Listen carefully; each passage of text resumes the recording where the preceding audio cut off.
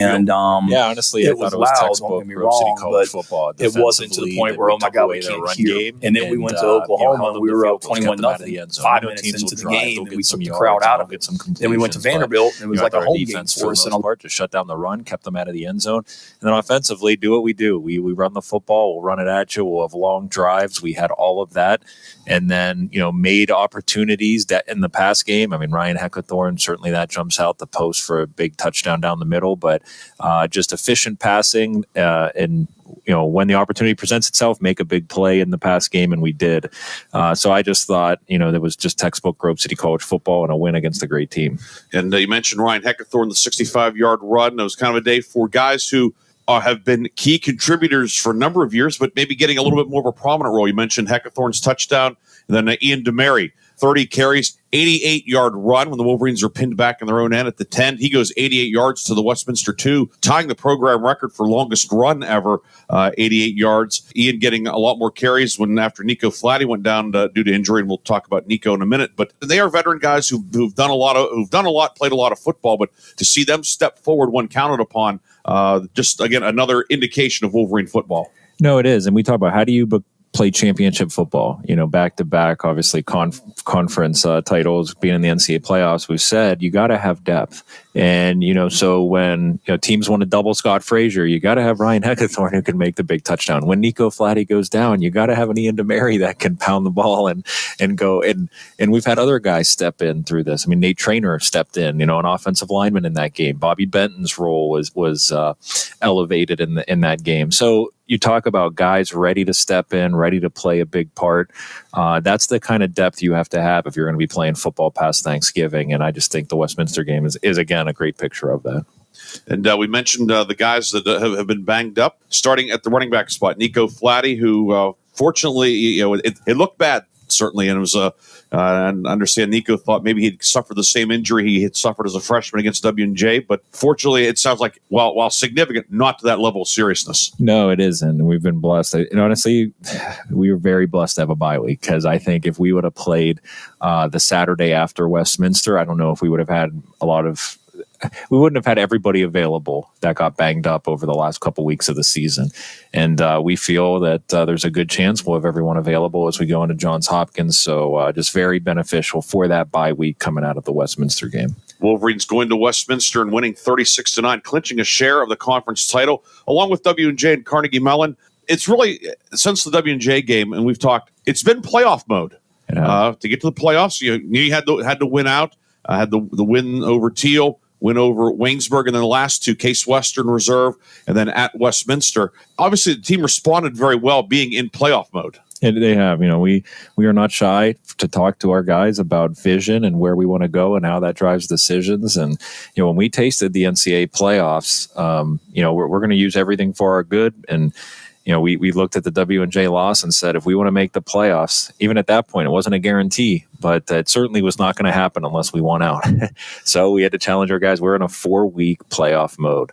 And I thought our guys certainly responded well. I thought Westminster might be our most complete game of the season. It really was. I mean, we beat a very good CMU team here. We beat Case, a really good team, and others. But I just thought Westminster, look what they did in their bowl game against a really good Marietta team. Westminster is very good, and I thought we completely controlled that game. So, not only am I excited for us to win out those Final Four, to be able to get to 9-1 after that W&J loss, but I really did feel we probably played our best football in our last game, and that gets us excited heading into postseason. Of course, the Wolverines had last week off. The NCAA playoff format this year, 40 teams, so there were 16 teams playing last week in first-round games.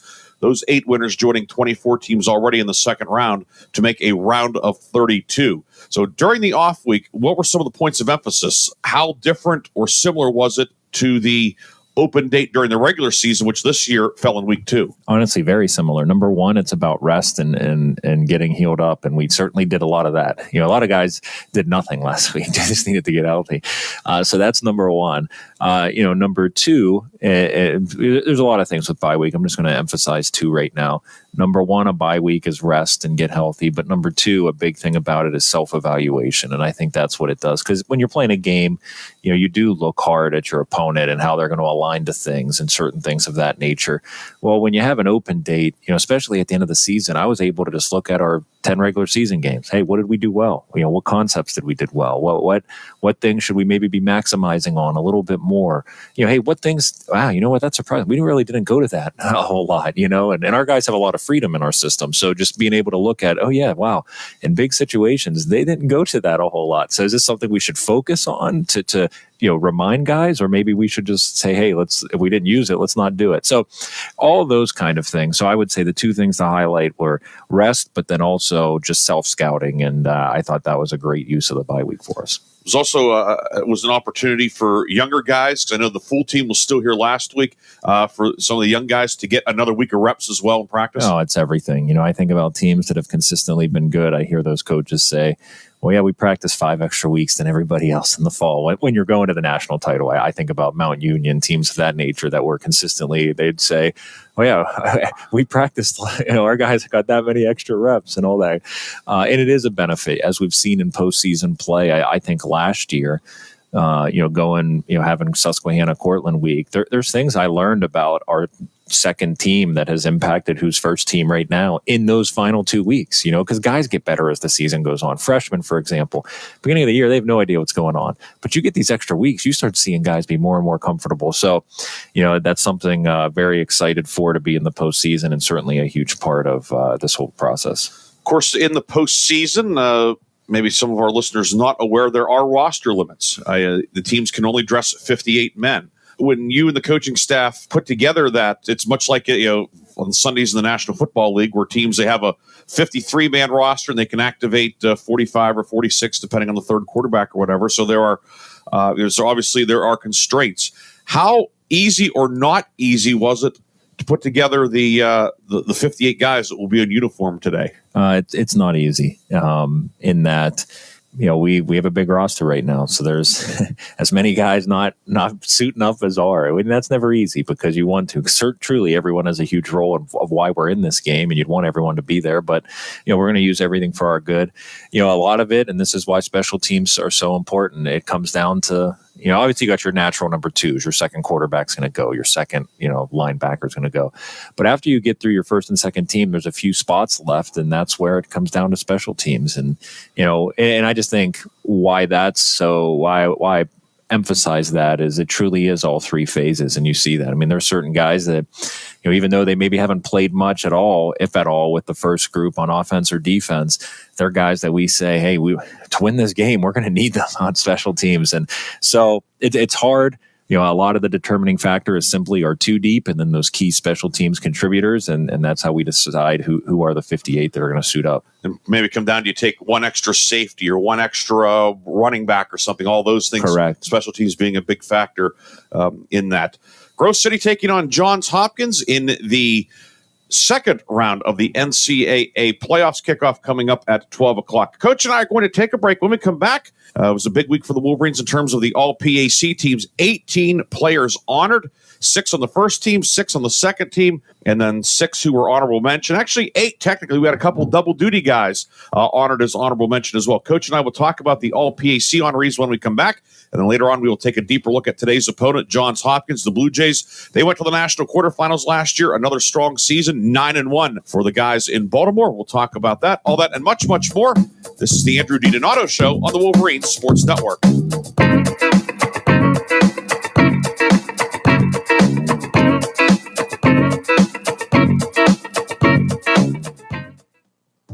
Founded in 1955, the President's Athletic Conference is regarded as one of the elite NCAA Division III conferences in the nation. Comprised of 11 private institutions and 2 associate members, the PAC remains unique in this day of high-pressure college athletics. As a charter member of NCAA Division III, PAC student athletes excel in 23 varsity sports as well as the classroom. Want to learn more? Visit us at pacathletics.org or follow us on social media.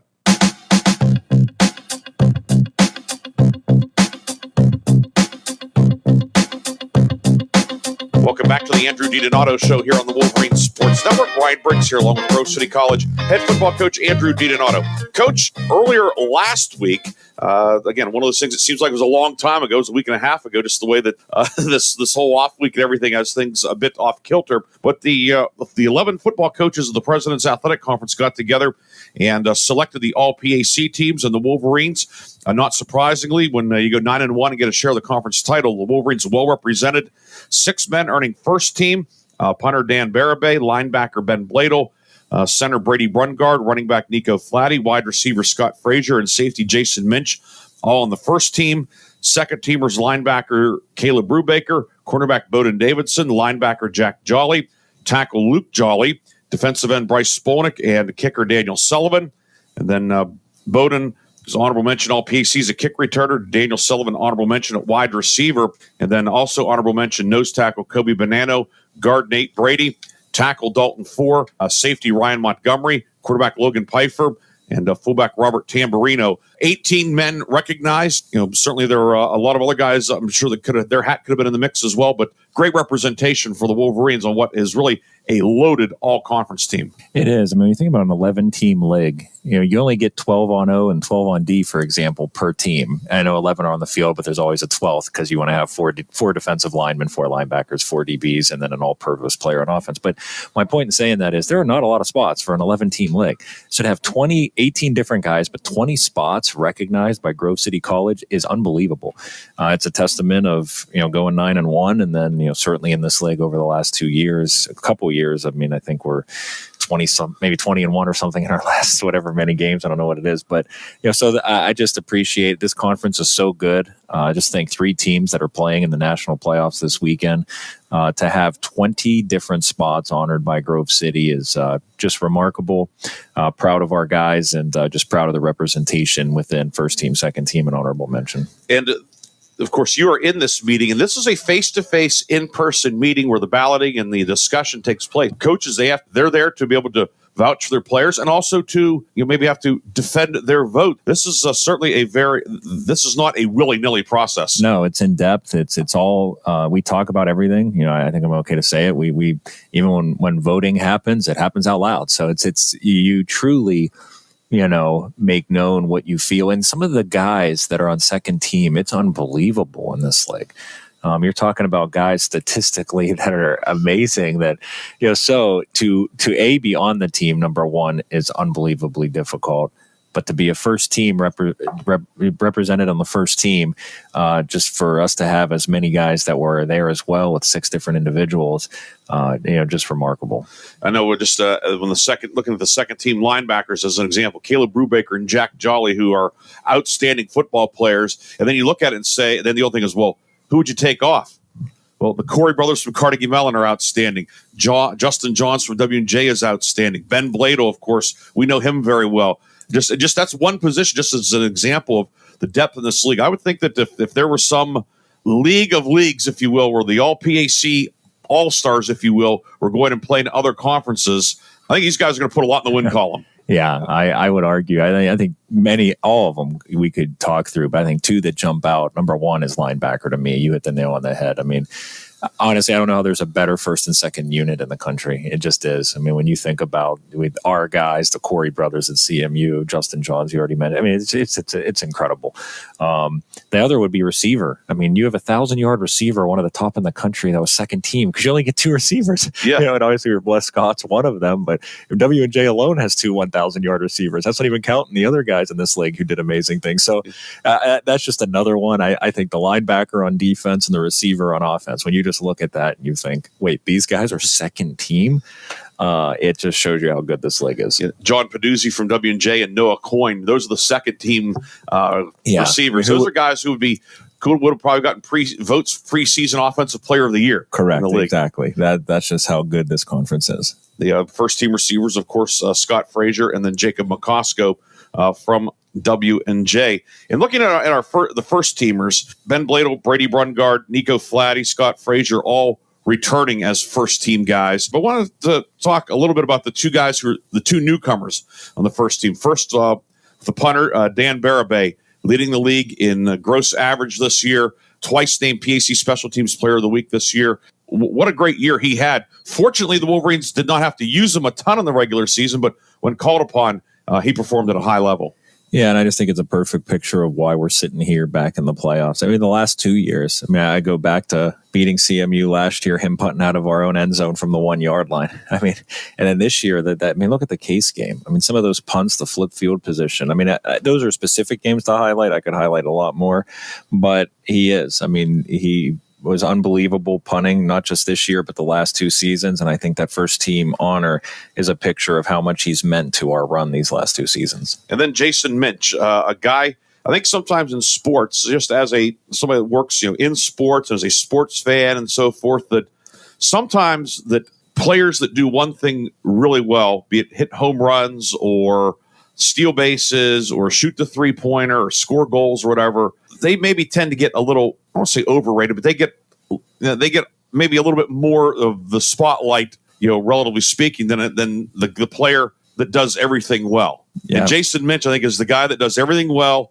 and maybe he doesn't have gaudy stats, but in knowing Jason and seeing his progression, very excited to see him recognized by the conference head coach's first team at the safety/linebacker position. Yeah, I mean, you painted that picture beautifully, because you don't hear Jason a lot because the position he plays, there's not going to be a lot of opportunities for maybe the glamorous statistical interception, sacks, etc. But there's a reason, voting out loud, that he was voted as a first team performer, because I think coach and person in this league notices he's a difference maker. He's the reason why you can take away the run, because you can say, put Jason on the slot, he'll take that guy away, right? And why we have such a good run defense, it's players like Jason that, if you're going to try to do what we do and put an extra guy in the box, he's able to add on and make tackles behind the line of scrimmage or at the line of scrimmage. So just the versatility to cover slot receivers and make tackles at the line of scrimmage. And that's what Jason does, which is why he's unique in how he plays the safety position. And he does it so effectively to be a first team honor. And safety, another position, the PAC with a lot of depth as well. Certainly, it's amazing. So that's a look at Grove City's all PAC honorees. When Coach and I come back, we'll take a look at the Johns Hopkins Blue Jays. Johns Hopkins 9-1. They battled through some injuries this year. Have the Blue Jays, where they come in on a 7-game win streak. Champions of the Centennial Conference. Back-to-back shutouts to close the regular season. When we come back, we'll talk about today's opponent here on the Andrew D. Donato Show. This is Wolverine Football on the Wolverine Sports Network.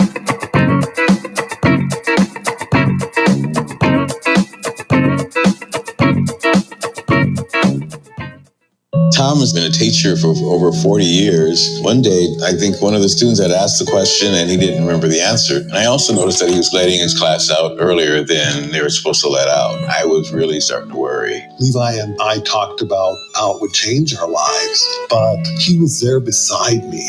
When something feels different, it could be Alzheimer's. Now is the time to talk.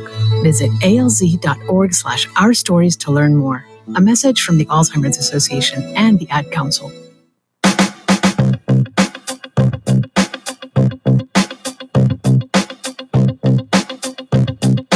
Welcome back to the Andrew D. Donato Show on the Wolverine Sports Network. Ryan Briggs here, along with Grove City College head football coach Andrew D. Donato. Grove City and Johns Hopkins, the playoff opener for each team, the second round, the round of 32. Coach, the Johns Hopkins Blue Jays, certainly a battle-tested team, a playoff-tested team. They've become playoff regulars over the last several years, reaching the national quarterfinals last year. Centennial Conference champions this year, going 9-1.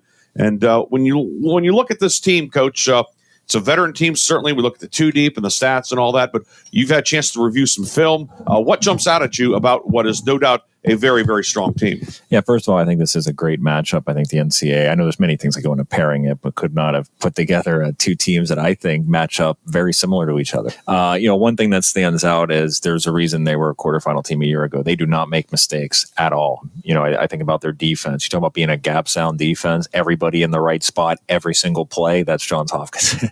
And then offensively, they do a lot of different things, but they do them all extremely well. There's no blown assignments. I mean, even if you do a lot of things, you're looking at hey, do they blow an assignment here or there? There's none. I mean, everybody's going to be accounted for in a run block or in pass protection. So, I think all in all, I think their offense, they do a lot, but they do it all very well, very sound. I think defensively, their defense, I compare it to, actually, I think a good comparison is CMU, and that CMU does a lot offensively, utilizes tight ends well. That's what Johns Hopkins does. Big tight end. He's on the ball. He's off. He's out wide. And then defensively, where they're similar is, they make no mistakes in the box of being gap sound and having you covered. So I think for our listeners, that would be a very good team to compare them to, both schematically and how sound they are and what they do. Offensively, led by quarterback James Ranello, the senior who took over Bay Harvey, who started all 13 games last year, started the first 3 this year, injured in the lone loss. That came against Salisbury back in week 3. With Ranello taking over, 6 feet, 185 pounds senior. Is he more of a pocket guy? Does he look to run? Or is he kind of similar to how Ben Mills was with CMU? He'll be able to move around. I mean, they can do some different read stuff with him and have him run. So he is can be a dual threat at times. But I think one of the things about their offense, their tight end. I mean, just look at him, 6'5", 240, and he's an issue. And that's where I say they're so similar into CMU is, they can be where he's off the ball like we are, how we use Rob Tamburino as an H-back and 3 wide, but then they put him on the ball and then they split him out wide and then they put him out wide and bring him in. And that's what CMU does so effectively. I've always thought they utilize the tight end position pretty much better than anyone else in our league, in that's who their identity is. And that's what Johns Hopkins does. And that's why he's such a safety net for their quarterback and gets the quarterback into great matchups with having a target like that. That's a mismatch wherever you put him. Jeff Schrader and Andrew Rich both getting a lot of carries in the backfield. Cole Crotty, the sophomore receiver, 75 catches last year. Slowed a little bit by injuries this year, but certainly a top target for Johns Hopkins quarterbacks. But again, you're looking at things, it's very, it makes you think CMU or even Case Western from the standpoint of a lot of guys carrying the ball, a lot of guys receiving passes. No doubt a lot to prepare for because there's not solely one guy to focus on. And that's exactly it. A lot to prepare for, both schematically and personnel. And I think that's and here's the thing you look for. Okay, if you're going to do a ton of different looks, if you're going to utilize a lot of different guys, all right, well then you're expecting a team's not going to be really sound able to do that because it's so much to practice. They are. I mean, they are. In doing that and utilizing a lot of different formational looks and utilizing a lot of different personnel to touch the football, they do it in such a way where you don't see any blown assignments. You don't just see any plays where it's, okay, yeah, we're going to get a guy free right to them here. And, I think that's the biggest compliment I can give their offense. Offensive line anchored by senior center Luke Simpson, 6'1", 260, a senior. And then a couple of juniors at tackle. Charlie Pearson on the right side, 6'4", 300, a junior.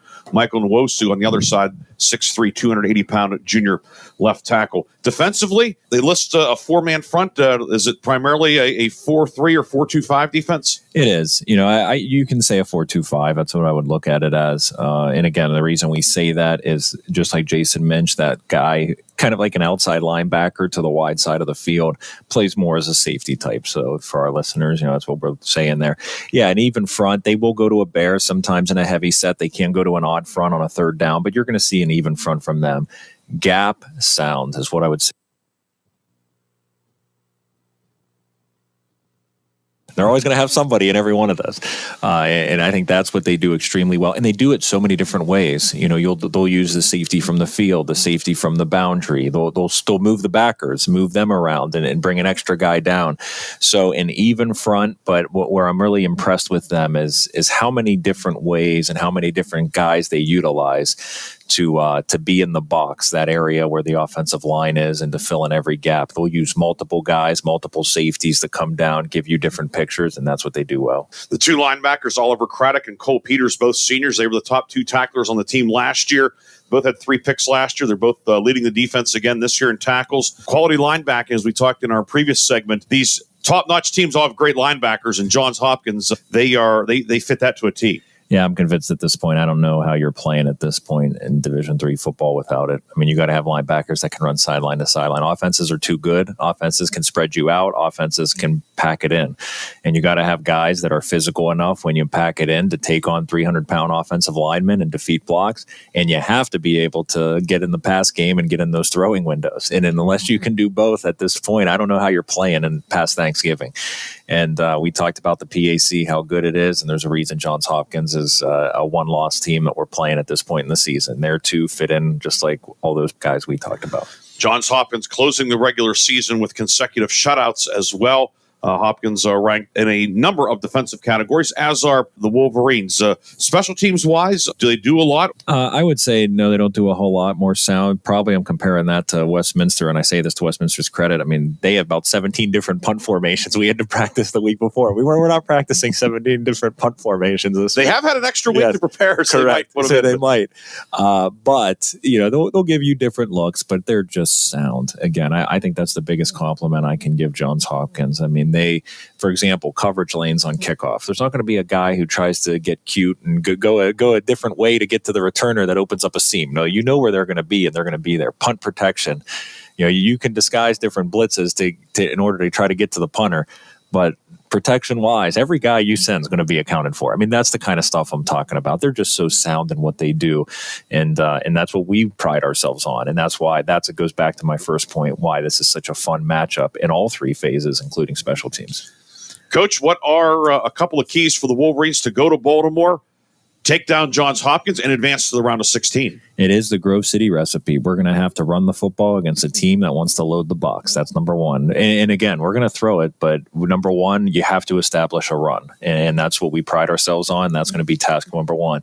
Number two, there are going to be plenty of opportunities to make impact plays in the pass game early and often, and we must do it. Number one, establish the run. When the opportunity presents itself in the pass, make the impact play. Defensively, like we've done all season, let's take away their run game, make them one-dimensional, and keep everything in front of us. That's going to be the key defensively. And then two, very sound special teams unit, win the field position battle at the end of the game. I think if we do those things, we put ourselves in the best position to have fun in the NCAA playoffs. And then for us to do this again next week. That's it. Coach, we appreciate it. Best of luck. Hey, my schedule's open next week. Well, let's do this again. But good luck against an outstanding Johns Hopkins team. Appreciate it. Thanks, Brixie. That's Grove City College head football coach Andrew DiDonato. You've been listening to the Andrew DiDonato Show on the Wolverine Sports Network. When we come back, Mark Means and I will have the call from Homewood Field in Baltimore. It's Grove City and Johns Hopkins. The second round of the NCAA Division III playoffs come up next on the home of the Wolverines.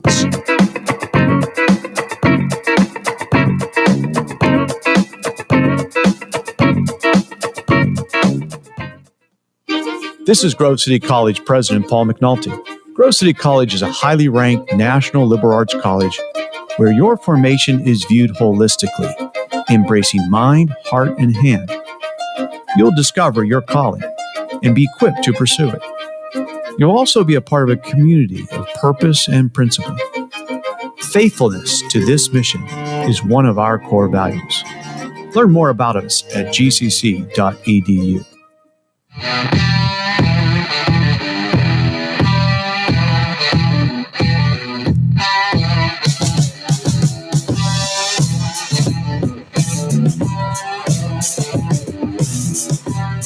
Good morning, everyone, and welcome. This afternoon, the Wolverine Sports Network presents Grove City College football. The Wolverines, for consecutive years in the D3 playoffs this afternoon from Homewood Field in Baltimore, Maryland. The Wolverines on the road in round two for the first ever meeting between Grove City and the Johns Hopkins Blue Jays. Mark Means and Brian Briggs here in beautiful Baltimore on a sunny Saturday afternoon. Yeah, it certainly is. It's chilly, but it's late November. It's the nip in the air, the wind blowing. The wind, I think, could be a factor today, but it is dry, sun-splash day here in the Charm City.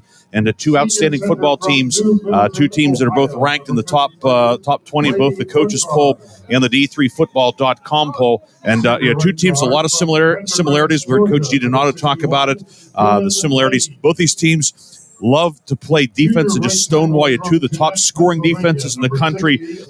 This just has the feel of as they say, playoff football. This is playoff football. It might be a race to 20 today, Mark. Two outstanding defenses. The wind certainly affecting. I think it's going to affect the passing game, and maybe even more importantly, the kicking game. Yeah, absolutely. That is definitely going to be a factor in this afternoon's matchup. And you mentioned, two of the top defenses.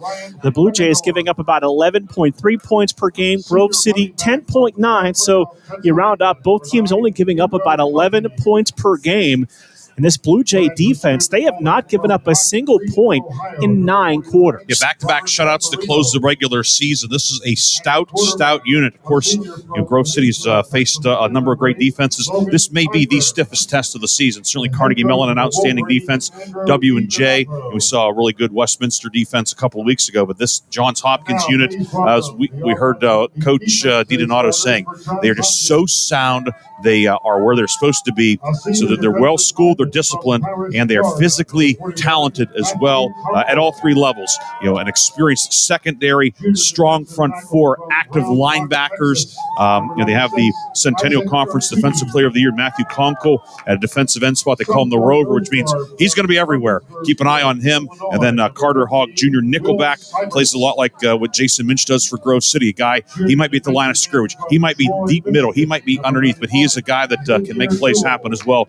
Really, really stiff test for the Grove City offense today against this outstanding Johns Hopkins defense. You look at the turnover numbers for both of these teams, both in the positive. Grove City among the national leaders at plus 21. Johns Hopkins, the Blue Jays, at plus 5. So they are known to take the football away when the opportunity presents it. Yes, certainly. Grove City's done a great job of forcing turnovers and taking care of the football. And days like this, the stakes are so high. The weather gets a little colder. That ball's a little drier, a little more slippery. And again, the type of game that we're expecting too. Fewer possessions today as well. So every possession that much more important with both of these teams. And you have to think whoever wins the turnover battle likely is going to be playing next week. You look at a lot of numbers when you get ready for a game like this here in round 2. And the one that really stood out to me was third down conversion percentage. Grove City, 55.2% converting third down this year. Johns Hopkins at about 33% on third down. Yeah, of course, in Johns Hopkins, the asterisk with that is the outstanding quarterback, Bay Harvey, all-region last year. Just a phenomenal player. Injured in Week 3 against Salisbury. He's not played since. James Ranello, the seniors, come in and done a really nice job, but they've just have not been as explosive on offense. They've been relying more on running the football, play defense, field position, an old school mentality. It's paid off with 7 straight victories. It's certainly, even in 2024, with all the high-flying offenses and points everywhere, it is still an effective formula for victory. But with that, they have struggled on third down, and I think that's going to be key today. Is Grove City able to sustain drives as it has been able to do throughout the season? If you're Johns Hopkins, you're thinking, hey, if they can get to say 40%, that would be a win for the Blue Jays today from an offensive standpoint. But of course, how do you get into those third and short situations? You win on first and second down. Grove City's done a great job this year offensively of getting 4 or 5 yards on first down. So that the third downs, a lot of those 55%, a lot of that's been 3rd and 1, 3rd and 2, 3rd and 3. But it would not be easy to get into 3rd and 2 against this Hopkins defense. And you talked with Coach DiDonato about this. We saw Wolverines get a little bit banged up against Westminster 2 weeks ago. So having the first round off, playing here in round 2, definitely a benefit for this team this afternoon. Yes, certainly. Of course, Nico Flatty injured a couple of weeks ago, and it was fortunate. It was significant, but not as bad as it looked. It was kind of an aggravation of an old injury, but he's out and good to go. I don't know how close to 100% he is, but hey, Nico Flatty at 80% still a really good running back. And then Dalton Ford, left tackle, he's going to give it a go. We see that left ankle heavily taped. So those are 2 guys. Dylan Lane back in the lineup as well. He missed the Westminster game.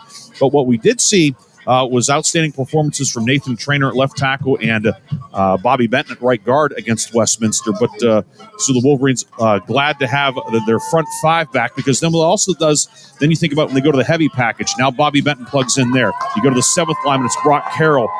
So you're not,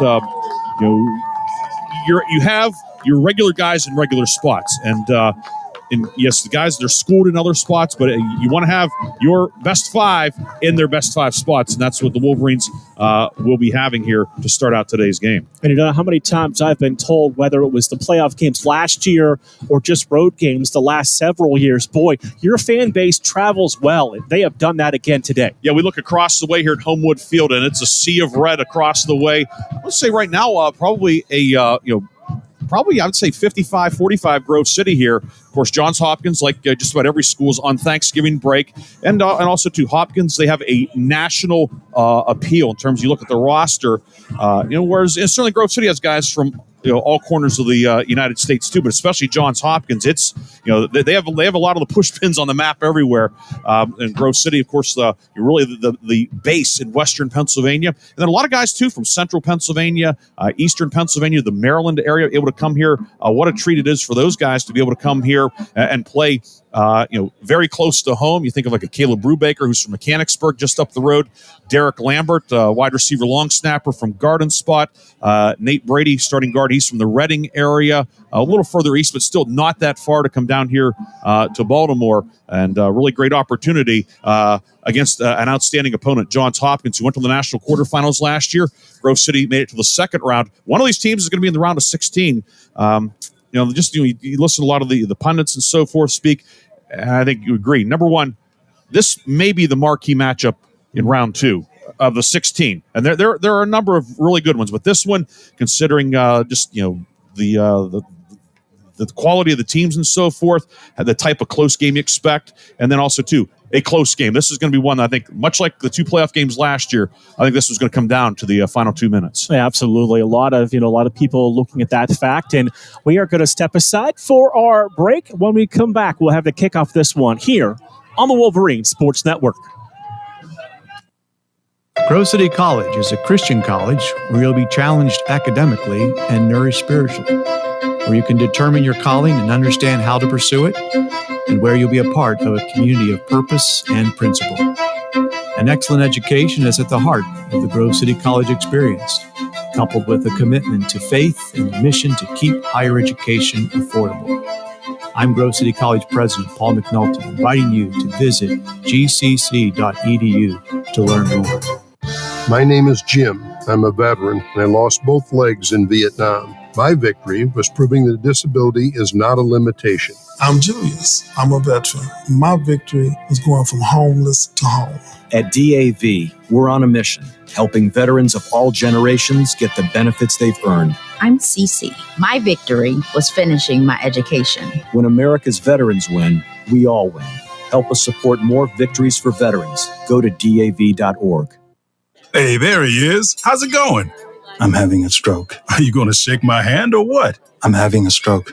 Wow, you're not even moving your arm. I'm having a stroke. Are you okay? I'm having a stroke. Your face looks weird too. I'm having a stroke. Are you having a seizure or something? I'm having a stroke. When someone is having a stroke, they may not be able to say it with words, but their body language will tell you loud and clear. I'm having a stroke.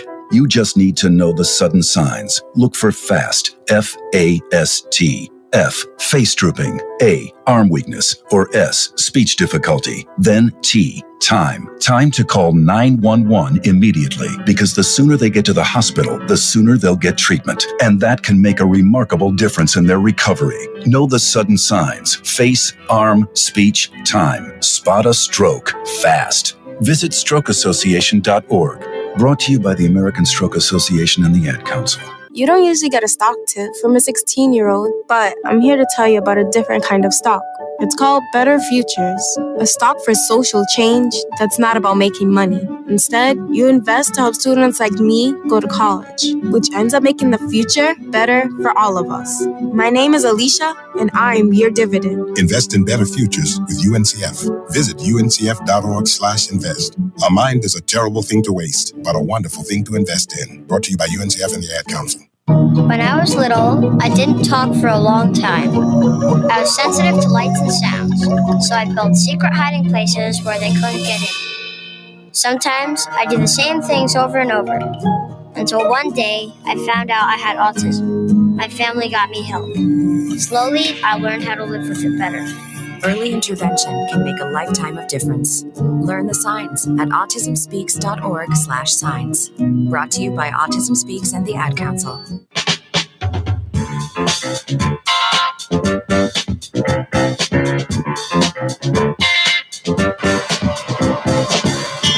We welcome you back to Homewood Field in Baltimore for Grove City and Johns Hopkins, round 2 of the D3 football playoffs. And Ryan has the starting lineups for both teams. Hey, thanks, Mark. First, as the coin toss ongoing, so we'll find out who has the ball first. But we'll start off with the Grove City offense. At quarterback, it will be Logan Pfeiffer, 6'2", 195, a senior. The fullback, Robert Tamburino, 5'11", 225, a senior. Running back, Nico Flatty, 5'10", 200, a senior. We'll also see Ian DeMary, the junior, 5'7", 215.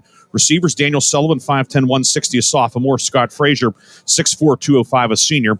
And Ryan Heckathorn, 6'3", 210, a senior, along with Ryan Lenhart, 6'4", 250, a senior. Offensive line, left to right, left tackle, Dalton Four, 6'3", 305, a senior.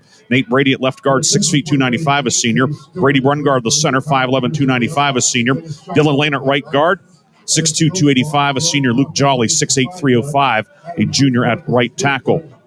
Johns Hopkins defense, 4-2-5. The ends are Matthew Conkle, 6'1", 230, a senior, and Xavier Newell, 6'4", 240, a junior.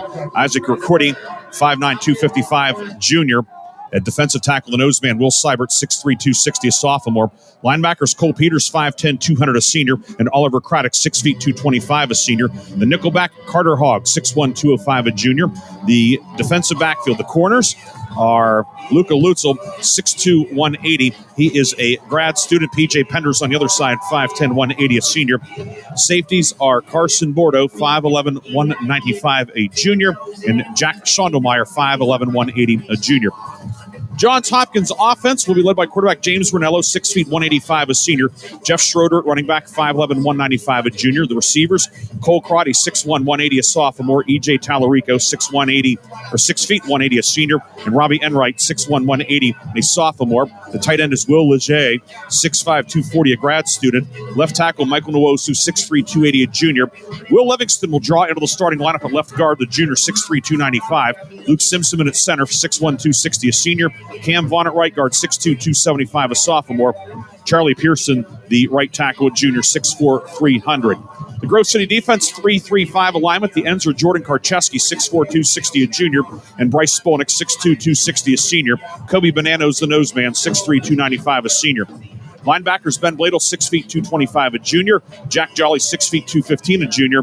And Caleb Brubaker, 6'0", 205, a junior. Corners, Dominic Danino, 5'9", 165, a sophomore. Noah Wheeler, 5'9", 170, a freshman. Safeties, Jason Minch, 6'1", 185, a senior. Shea Aiken, 5'7", 175, a senior. And Ryan Montgomery, 5'10", 180, a junior.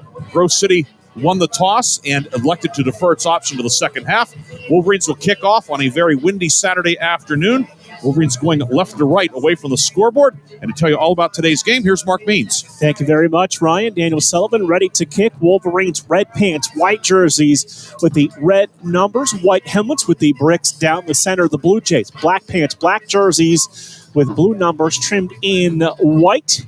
And we are ready to begin round 2 in the third ever game for the Wolverines in the D3 football playoffs. Describe those jerseys, Mark. These are two sharp-dressed teams as well. You can see the numbers very well. That Robin Egg Blue for the Hopkins numbers, outlined in white. Of course, Grove City, the white on the red. Red pants, tradition in the postseason for the Wolverines. 2 returners are back deep for the Blue Jays. We'll keep you updated on a lot of the games that will factor into the Wolverines here in the postseason, and the 2 other schools in the PAC also playing this afternoon. But round 2 is underway. Sullivan, high, deep kick that'll go all the way back inside the 5, be brought out across the 10 to the 15, trying to get down the sidelines to the 20 and knocked out of bounds into the Blue Jay bench at about the 27-yard line. That kick actually went into the end zone. He brought it out. It's a little deceiving with the additional lines back there, but a nice run back for Tallarico out past the 25 to the 27-yard line. So you figure if he takes the knee, they get it to 25, so he gained 2, and Johns Hopkins will have it at the 27. And Sullivan released right now. The prevailing wind is at Grove City's back. but it has been swirling. The goalposts have been they've been wobbling back and forth at times. Ranello, the senior, the quarterback, 1,234 yards, 9 touchdowns, 2 interceptions, ran it for about 400 yards and a score. He will hand it off on a first down and getting across the 30 to the 35-yard line. That's Jeff Schrader, the junior tailback, just over 500 yards on the season, picks up a first down on their first carry. Yeah, gain of 11. Very nice, patient run. Hugged his, had the wingback coming around us, got tucked in behind him and able to get upfield. And Ryan Montgomery, the free safety, who's not had to make a lot of tackles this season, had to make one there, and a nice start for Johns Hopkins. 2 receivers to the right, 1 to the left side, single back in the backfield with Ranello on a first down and a 10 from the 38-yard line. He'll drop the throw. First time stands in, fires downfield, pass caught at the 48-yard line, and that's Cole Crotty with his 33rd catch. He'll go out of bounds with another Blue Jay first down. Keep an eye on Crotty. 75 catches last year as a freshman. Missed some time earlier in the year, and then, of course, with the quarterback, the change due to the injury, Crotty's numbers down a little bit, but he is a home run hitter. He's certainly one of the top receivers in the eastern part of the United States. Stack 3 receivers to the right, 1 to the left.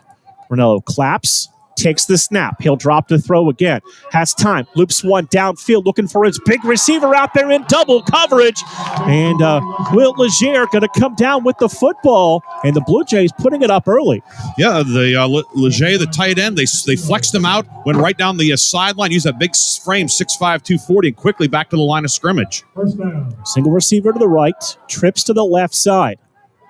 Ranello to throw, stands in the pocket, being pressured, and he's going to be knocked down inside the 25, down near the 23-yard line. Going to be a loss of about 1 and set up a 2nd and 11.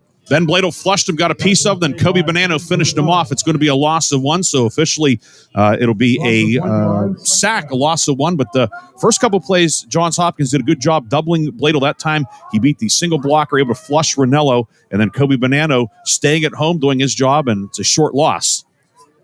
Bladel, a team-leading 10 sacks on the season. 2nd and 11 from the Grove City 23-yard line. Blue Jays right to left here in the first quarter. Ranello takes the snap. He will flip it to his receiver. That's Tallarico, who went in motion to the outside, and he'll be drawn down across the 20 and down to the 19-yard line, setting up a 3rd down for the Blue Jays. Slow developing play. Tallarico coming around at the end of the round. Jason Minch doing a good job of fighting through a couple blockers, and kind of fighting through the wash, if you will, and to bring down Tallarico. That play looked like it might be something developing. Instead, it is it's a modest gain. It'll be 3rd down just inside the red zone. Keep in mind the kicker, Brad Paxton, they're kind of on the outer limits of his range. He is long for the season's 34, but kicking into what would be a stiff wind. Big 3rd down play here upcoming. 3rd and 7 for the Blue Jays from the 19-yard line. 3 receivers to the left. Ranello takes the snap, stands in the pocket, hits, he throws, ball flutters in the air, popped up in the air, and almost intercepted, and unable to come down with the football. That's Noah Wheeler. But it's going to bring up a 4th down for the Blue Jays. Bryce Spolnick with the pressure. He hit Ranello. That was just hanging up there like a punt. And Noah Wheeler, he could have fair caught that one, but instead just could not bring it in. I don't know if he just missed time jumping for it, but it was about as easy as an interception he could get. Instead, it's 4th down, and Johns Hopkins will keep the offense out there. And the first break of the game goes the way of the Blue Jays. The Wolverines unable to come up with the takeaway. Play clock under 10 seconds. 1 receiver right, trips to the left inside the hash mark. Ranello and Schrader is the tailback. Ranello to throw. Stands in the pocket, fires a pass high downfield. Going to be caught for a 1st down near the 10-yard line. That'll move the chains on 4th down for the Blue Jays. Yeah, Tallarico doing a nice job. The pass a little bit high, but they being matched up out there on Danino. One thing with the Wolverines, you have 2 first-year corners out there. Wheeler, the freshman. Danino played receiver last year, played receiver beginning of the year, switching over to corner. Bowden Davidson is dressed, but not starting. Of course, banged up in the Week 10 victory over Case Western Reserve. But right now, Hopkins on the move. 1st and 10, just outside the 10. Ranello going to send a man in motion. He will give it to Schrader, sweeping to the right side. He'll turn the corner, and they got hammered out of bounds right about the 5-6-yard line. And the first big hit of this afternoon. And, you feel those in this cold weather. Certainly, yeah. Just it stings a little bit more. Caleb Brubaker coming over, but pickup of about 6 on the play. If you're a Grove City fan, that's what stings more. As Hopkins here on the move, 2nd down and 4 from about the call it the 5-yard line. Just underway, 10:45, clock rolling, first quarter. Blue Jays going to stack 2 receivers to the left side. Ranello takes the snap, going to give it to Schrader, trying to run off the right side, and he's going to get down to about the 1-yard line, and that's going to set up a 1st and goal for the Blue Jays. Well, the chains are still up, Mark. They're going. He's going to be a little short, so it's going to be 3rd and inches from about the 2. And Hopkins doing a nice job using Leger, 6'5", 240, the tight end, using him as a lead blocker. Now he's going to line up in the backfield. Actually, they're going to come out, looks like, at least to show, in a straight T with Leger in the backfield, Schroeder to his left. So Ranello going to go up under center on 3rd down and 1. Will turn to give it on the handoff to Schroeder, and he's going to be pushed back right at the goal line. But it's going to be good enough to get the 1st down. So it looked like Ty Pugliano on the carry, actually 23 sneaking in there. But there is a Hopkins player down. It will be 1st and goal upcoming. But an impressive drive here for Johns Hopkins, kept alive by the dropped interception. So it looks like that's Will Livingston, the player who was down, now coming to the sidelines in front of us. And he would jog off, but he was a late addition to the starting lineup at the right guard spot for Albie Cornacchio, who was listed as a starter, but will be Matthew Gilby, a junior, 6'1", 270, checking in for this 1st and goal. But Johns Hopkins, this drive, 11 plays and 72 yards so far, and it's used better part of 5 minutes. If you're Hopkins, you could not have drawn up a better start to the game. Ranello again under center with the T backfield behind him on 1st and goal from the 1-yard line. He's just going to try and follow the offensive line towards the goal line. No indication just yet as the officials both sprint in. It's going to be 2nd down and a goal as the Wolverines stood them and stacked them up at the line of scrimmage. Yeah, just no surge at all. Good job by the interior of the defense. Karcheski, Bonanno in there. Sponek also, and now 2nd and short, and Hopkins will bring in some base offensive personnel, and Grove City's going to counter by sending a little more beef in. Danino checks out. Joseph Samelka would check in as an extra lineman. Andy Rich now in at the tailback spot wearing number 7. 4 rushing touchdowns, leads the team. And they're just going to try and give the football to Ranello and push the pile forward. And Wolverines, they get a late touchdown indication. The official came running in from the left side and said he broke the plane for a touchdown. And Johns Hopkins strikes first this afternoon. Yeah, well, the tush push. And there was not a lot of push, but Ranello just able to get the nose of the football over the goal line. He doesn't have to get the whole ball over. He was able to get just enough there. Again, not much push, but just enough. And Johns Hopkins on the board, 6-0. An impressive drive. Now Paxton on to attempt the conversion. Paxton 23 of 26 for the freshman kicker. Snap and hold are good. And the extra point is up, and it is also good. 8:38 to play in the opening quarter. It is Johns Hopkins 7, Grove City 0. We'll take a break and come back with more on the Wolverine Sports Network. Hey, wouldn't it be great if life came with a remote control? You know, you could hit pause when you needed to, or hit rewind. Like that time you knocked down that wasp's nest. Uh-oh. Or that time you forgot to roll up your windows in the car wash. Fantastic. Yeah, a remote control would have come in handy then. Well, life doesn't always give you time to change the outcome, but prediabetes does. With early diagnosis and a few healthy changes like managing your weight, getting active, stopping smoking, and eating healthier, you can stop prediabetes before it leads to type 2 diabetes. It's easy to learn your risk. Take the 1-minute test today at doihaveprediabetes.org. Life doesn't come with a remote control. Yikes! So you're on your own with the wasps. You have the power to take control of prediabetes. Visit doihaveprediabetes.org today. That's doihaveprediabetes.org. Brought to you by the Ad Council and its prediabetes awareness partners.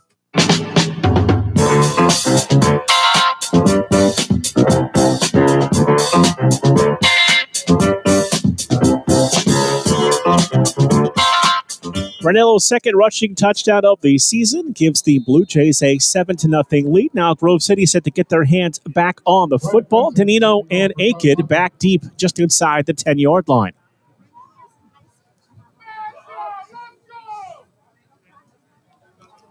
Paxton going to get his foot into this one. He's going to put it on the ground. A low bouncing kick fielded by Dominic Danino across the 30 to the 35.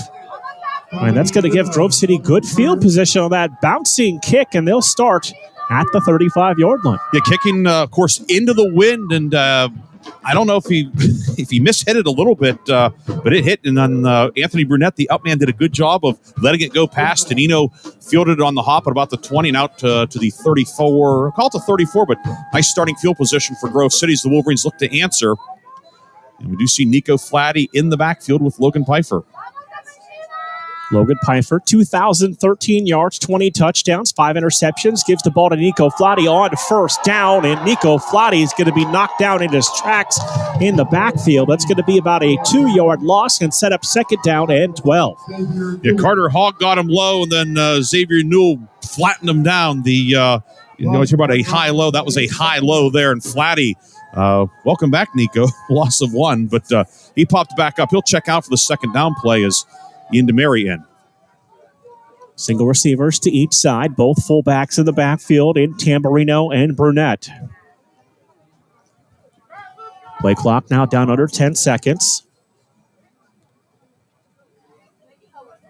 Pfeiffer takes the snap. He'll drop to throw on 2nd and 11. Fires outside. That ball sailed on him and over the head of Frazier and incomplete. It'll bring up a 3rd down and 11. Just caught a flyer there. Of course, first pass of the game, a little bit amped up, plus the wind at his back, and now 3rd and long. We talked about Grove City so good on 3rd down this year, but not been a lot of 3rd and 11s this year. So it'll be Frazier, Heckathorn, Lenhart, and Sullivan, the 4 wide receivers. Nico Flatty back in the backfield on 3rd down and 11.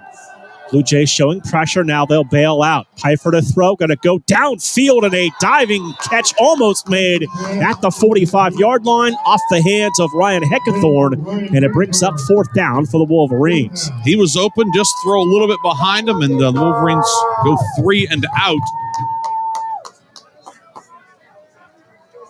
Pfeiffer had time, stepped up in the pocket, but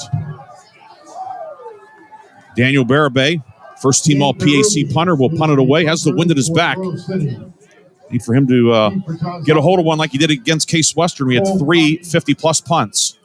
2 returners back deep around the 30-yard line. Low snap. Barabay digs it out, gets away a high kick that's going to drift and go out of bounds near the 25-yard line. And good kick from Barabay and no return. Yeah, kicked it out of bounds. You can see that it got up there and just the wind just pushed it, kicking from the kind of just inside that far left hash mark, and it goes out of bounds at the 27. So that would be a 40-yard punt and a net of 40. And see what the Wolverines were able to correct defensively as Johns Hopkins had that strong first drive. Again, the Wolverines were able to get some pressure on Ranello as the drive went on, resulted in a near interception. That'll be the key for the Wolverines, to not let Ranello get comfortable back there, and he was starting to get comfortable on that first drive. Ranello out of the pistol, single back behind him, 2 receivers in the formation to the wide side. He'll turn, hand the ball off to his tailback. That's Schroeder trying to push the pile to the right side. He'll gain a couple of yards, and it'll bring up 2nd down for the Blue Jays. Yeah, just the outside zone play, just going outside, and looking for a crease, and not a lot of room, but Schroeder able to pop through and get to 3. Schroeder on the season, the leading rusher, 554 yards on the season. Andrew Rich, who we saw a little bit in the goal line offense, the number 2 rusher. They don't really have a feature back per se. They share the wealth, and the backs complement each other very well. 2nd down and 7. Ranello back to throw, going to fire the pass. It is going to be caught, and Danino will push him out of bounds, shy of the 35-yard line. And that is going to bring up 3rd down for this Johns Hopkins offense. Will Leger, 6'5", 240, grad student, tight end out of Houston, Texas. What we know through the first 8 minutes and 20 seconds, this mark is he's a problem. Had the big catch along the near sideline on the touchdown drive, and over there he's big, he's athletic, he can catch. He's a good blocker. he is a well-rounded tight end. He's a stud. 3rd down and 3 from the 35-yard line. Ranello to throw. And that pass is going to be caught, but wrapped up right at the 35-yard line. Going to bring up 4th down and the punt team on for the Blue Jays. Going to the flanker screen to Tallarica. Wolverines had diagnosed Jack Jolly from his inside linebacker position. The old inside out, just getting out there, beating the blocker, and had some buddies in white and red there to help him out. And now Chase Alley will punt, and punting into the wind. Chance for the Wolverines to come out of this with good field position. Alley averaging about 39 yards a kick with a long of 50, and going to get the rugby-style kick away. Danito calls for the fair catch. It makes it right around the 31-yard line, and thought for a minute something might be going on with a trick-type play, but it was the rugby-style kick that was a low-line drive. Yeah, and that's effective against that strong wind. Then when he was coming this way, it's a directional kick. It's angling away. Danino did a good job to go over and make the fair catch. Wolverines take over at the 31. So, number one, you negate the ability of the return. You offset the wind with that kick. And third, okay, if Danino doesn't get there, that ball, the way the trajectory, it's going to hit and bounce. Wolverines probably would have been inside the 20 for sure, maybe even the 15. So good job by Danino. But one of those plays that won't show up in the stat sheet, but a very important fair catch to give Grove City decent field position as opposed to maybe being pinned back inside the 20. 1st and 10 from the 31, left to right here in the first quarter. Pfeiffer going to give the ball to Nico Flotty. And Flotty is going to be hemmed up right at the line of scrimmage. Might have got pushed back just a bit. It's going to bring up a 2nd down and 10. Yeah, so far through 4 offensive plays, just a couple of running plays, but Johns Hopkins winning the line of scrimmage. And that's something that's not happened a whole lot against the Grove City offense, but let's see what the Wolverines do here. Bobby Benton checking in as an extra offensive lineman. The Wolverines have 6 linemen out there along with Tamburino at fullback. 2 receivers go to the left, single back in the backfield with Logan Pfeiffer on 2nd down and 9. Play action for Pfeiffer, fires downfield. Frazier makes the catch, and Frazier going to drive down to the 39-yard line. Going to set up a 3rd down and a little more than 2. Yeah, that time Johns Hopkins, to offset the extra lineman, they went into a bear front. 5 down linemen, not just 5 guys, or 5 guys with a hand on the ground, essentially covering the center, the guards, and the tackles, and then bringing the linebacker down as a 6-man front. And Grove City going to the pass, and Frazier with his first catch. 3rd and 2. Frazier, the receiver, inside the hash marks to the left side. Ian Demiri is the tailback. Demiri got to get the handoff, and Ian Demiri's tripped up in the backfield for a 1-yard loss. This will bring up a 4th down and 3 for the Wolverines. And Carson Bordeaux in there to make the tackle, and the Wolverines simply did not account for him coming off the edge down from the safety position, and Grove City another 3 and out. So far, Johns Hopkins, doing a good job of negating the Grove City ground attack. Again, Hopkins, we talked about the outstanding defense, and it's lived up so far through the first 11-plus minutes. Bear Bay to punt. It is Andrew Rich, the senior, back to return the punt. Good snap back to him. He gets the kick away, spiraling kick that's going to hit and take a Wolverine roll inside the 10-yard line. This is going to roll all the way inside the 5. It's going to roll right to the 1-yard line before the Wolverines downed it. You mentioned that possibility with Nino caught the punt, and that time worked in the Wolverines' favor. Yeah, the punt returner did not fair catch it. It hit, bounced 20-some-odd yards down to the 1-yard line. And chance now for the Wolverines to flip the field, pinning Hopkins back deep in its own end. Daniel Bearbay, well, what a job he has done the last 2 years, but especially this year as the Wolverines punter, and pinning Hopkins back at the 1-yard line. So 1st and 10 for Ranello and the Blue Jays. 60-yard punt, by the way, second longest of his career. The longest being 63 earlier this year. And if it was his longest, they'd have it at the 20, so we'll take that. Ranello going to work out of the pistol. 2 receivers to the right, 1 to the left side. He's going to hand it off on 1st down. Multiple flags flying in the area of a face mask. Yeah, there were 2 or 3 flags there as the defender, might have been Bladel, was in there and certainly got him up high. And I think that Hopkins is going to get out of the shadow of its own goalpost. Personal foul, face mask, defense, back and forth. We'll get Kobe Banana. I'm not sure if it was Kobe or one of the other guys inside. It's immaterial, but it's 15 yards and ball out to the 17-yard line, a gain of 1 on the play, but more importantly, 15 yards on the first down. And now Hopkins, in the course of the way the sun is, they literally were in the shadow of the goalpost there, but one of those one of those things that happens sometimes, and Hopkins looking to take advantage of it. Trips to the right. We got the ball was snapped, all kinds of movement up front. Flag on the play. Jordan Karcheski jumped into the neutral zone, and I don't think he was drawn.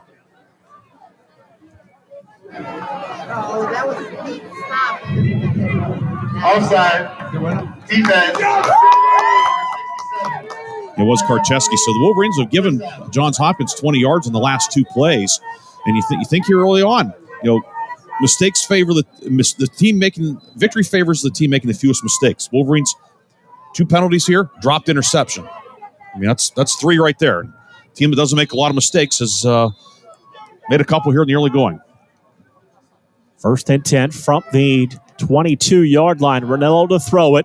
Has time in the pocket. Steps into a deep shot downfield. Receiver was double covered. And multiple flags come out. And they will get together and discuss the penalty at the 40-yard line. It looked like Leger grabbed Montgomery actually and hauled him down. The side judge and back judge are getting together. And I don't know if they saw the same thing. Yeah, that conversation continues. I think you have just as strong a case for offensive interference. Because 88 Leger, he had a hold of Montgomery and kind of just pulled him down. Well, the officials will confab here. Now, that's one of those where you like to see this, where they get together. This is what I saw. What did you see? Kind of try and get on the same page. Pass interference.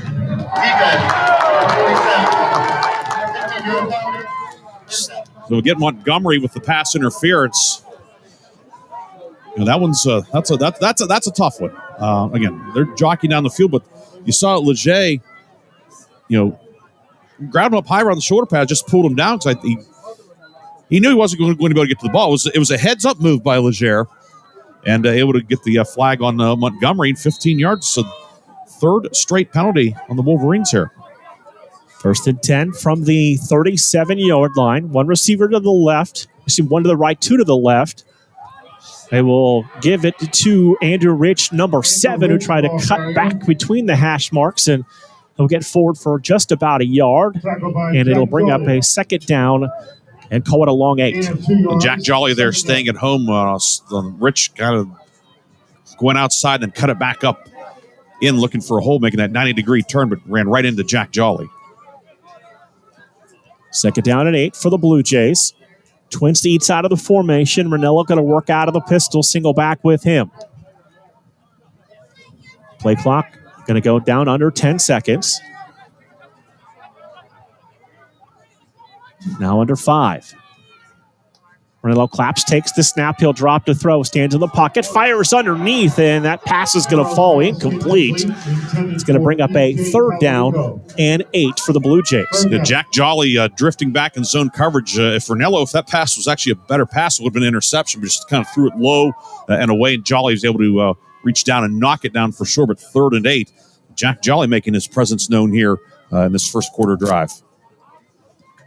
So 3rd down and 8 from the 39-yard line for the Blue Jays, who are 1 of 3 in 3rd down conversions here in this opening quarter. We're down to 2:14 to play, and Johns Hopkins with a 7-0 lead. Ranello to throw on 3rd down. Ball batted into the air, and that'll fall harmlessly to the turf and incomplete. And it brings up 4th down. Bryce Spolnick coming through, getting a hand on there. Caleb Brubaker with blitzing from the inside linebacker spot. But to Spolnick, what a career he's had. Another great senior season. 2nd team All-PAC this year. Number 5 all-time at Grove City in sacks. Didn't get a sack, but we got a bat down, and the punt team will come out with 2:09 to go. And again, will be Alley punting into the wind. Danilo back at his 30-yard line. Alley averaging about 39 yards a kick on the season. Snap back to him. Gets the rugby kick away. Danilo calls for the fair catch and makes it at about the 34-yard line. So the Wolverines eventually get the stop after being called for 3 penalties on that drive. Yeah, the face mask and the offsides were, those were pretty clear. The pass interference, was I think a 50-50 one. Went the way of Hopkins, and hey, that's how it goes sometimes. But a good job of the Wolverine defense to get off the field on third down, and now taking over at the 34-yard line. You'd love to be able to take advantage of having the wind at your back. Hopkins scored going into the wind. 2 receivers to the left, 1 to the right side. Tamburino in motion, settles in the backfield. Piper to throw it on play action. Stepping up in the pocket, looking downfield. Frazier got tackled at the 40-yard line. And they're going to just say incidental contact and no flag. Yeah, Frazier was going in on the post. Lutzel, the cornerback, was playing, out. He was on the outside, the outside leverage. The legs get tangled, and it's incomplete, second down. 1:58 to play in this first quarter. Johns Hopkins scored in their opening drive and hold a 7-0 lead.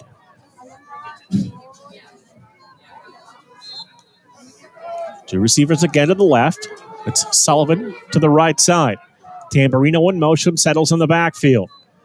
Pfeiffer turns the football over, fires outside. Frazier made the catch at the 39-yard line, then got pushed back, and it's going to bring up third down for the Wolverines. What we've seen early on is this Johns Hopkins secondary does a really good job of tackling. Sometimes cornerbacks aren't the best tacklers. These guys are, both Penders and Lutzel there. It'll be third down and 5 for the Wolverines. They are 0 for 2 so far on third down. Trips to the right. Single receiver to the left side. So it's Frazier, Lenhart, Heckathorn, and Sullivan, the 4 wide receivers for the Wolverines.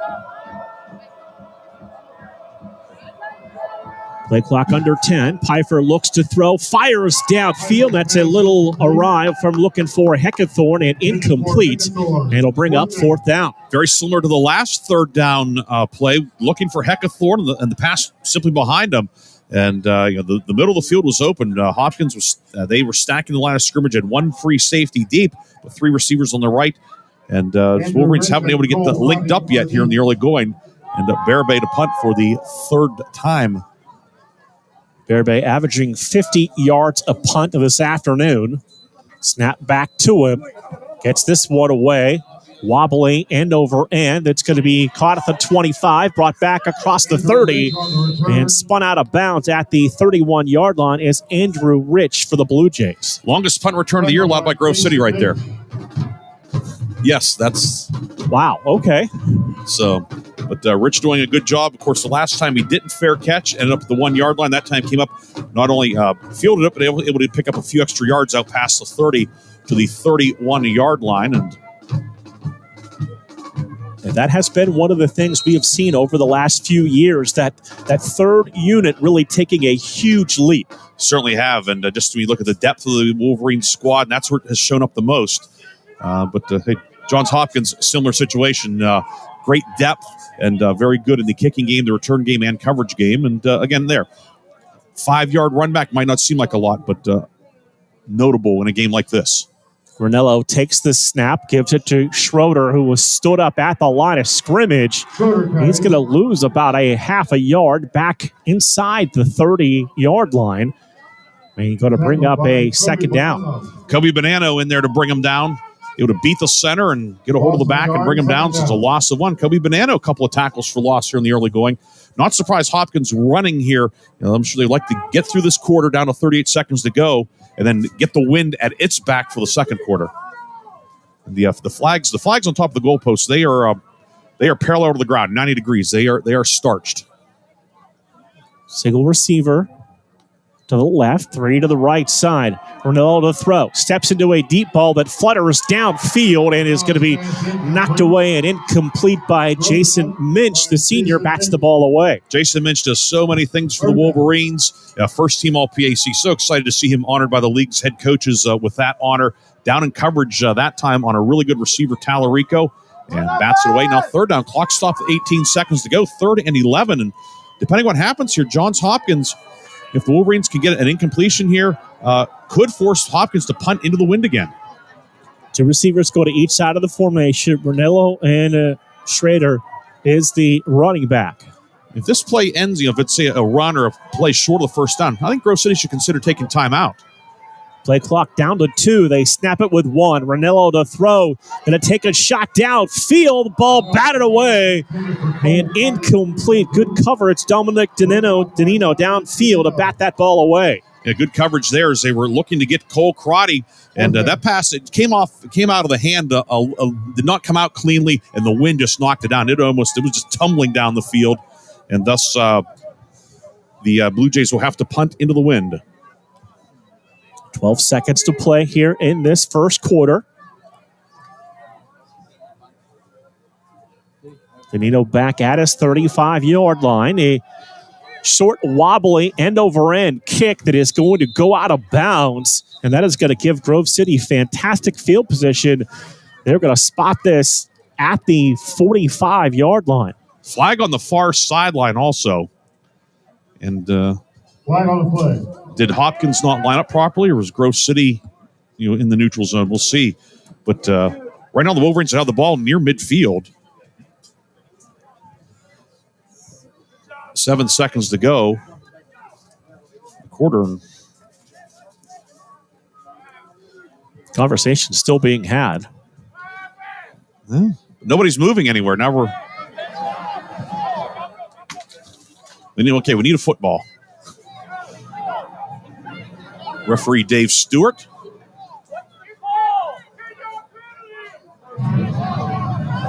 Offside. Defense. Number 34. So Wolverines lined up offsides. Michael Walliser in the neutral zone. So the punt team will still stay out there, but the Wolverines will have the ball about the 47, 48-yard line. We'll see how costly the penalty is or is not. 7 seconds to go here in the quarter. Snap right back to the kicker. Gets it away. And this is going to take a roll for the Blue Jays inside the 35-yard line. And will come to a stop at the 31-yard line.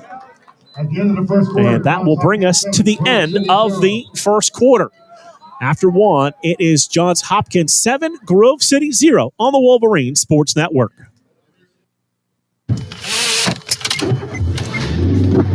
Mama, what does the chicken say? Chicken. Oh, okay.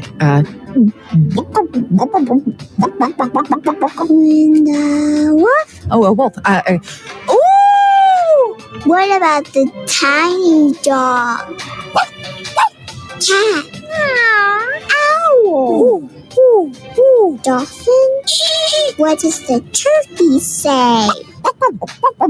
Whale. Yeah, whale. So. Do the giraffe. Giraffe, really? Okay. Giraffe. You're not going to get it all right. Just make sure you nail the big stuff, like making sure your kids are buckled correctly in the right seat for their age and size. Get it right. Visit NHTSA.gov/the right seat. Brought to you by the National Highway Traffic Safety Administration and the Ad Council.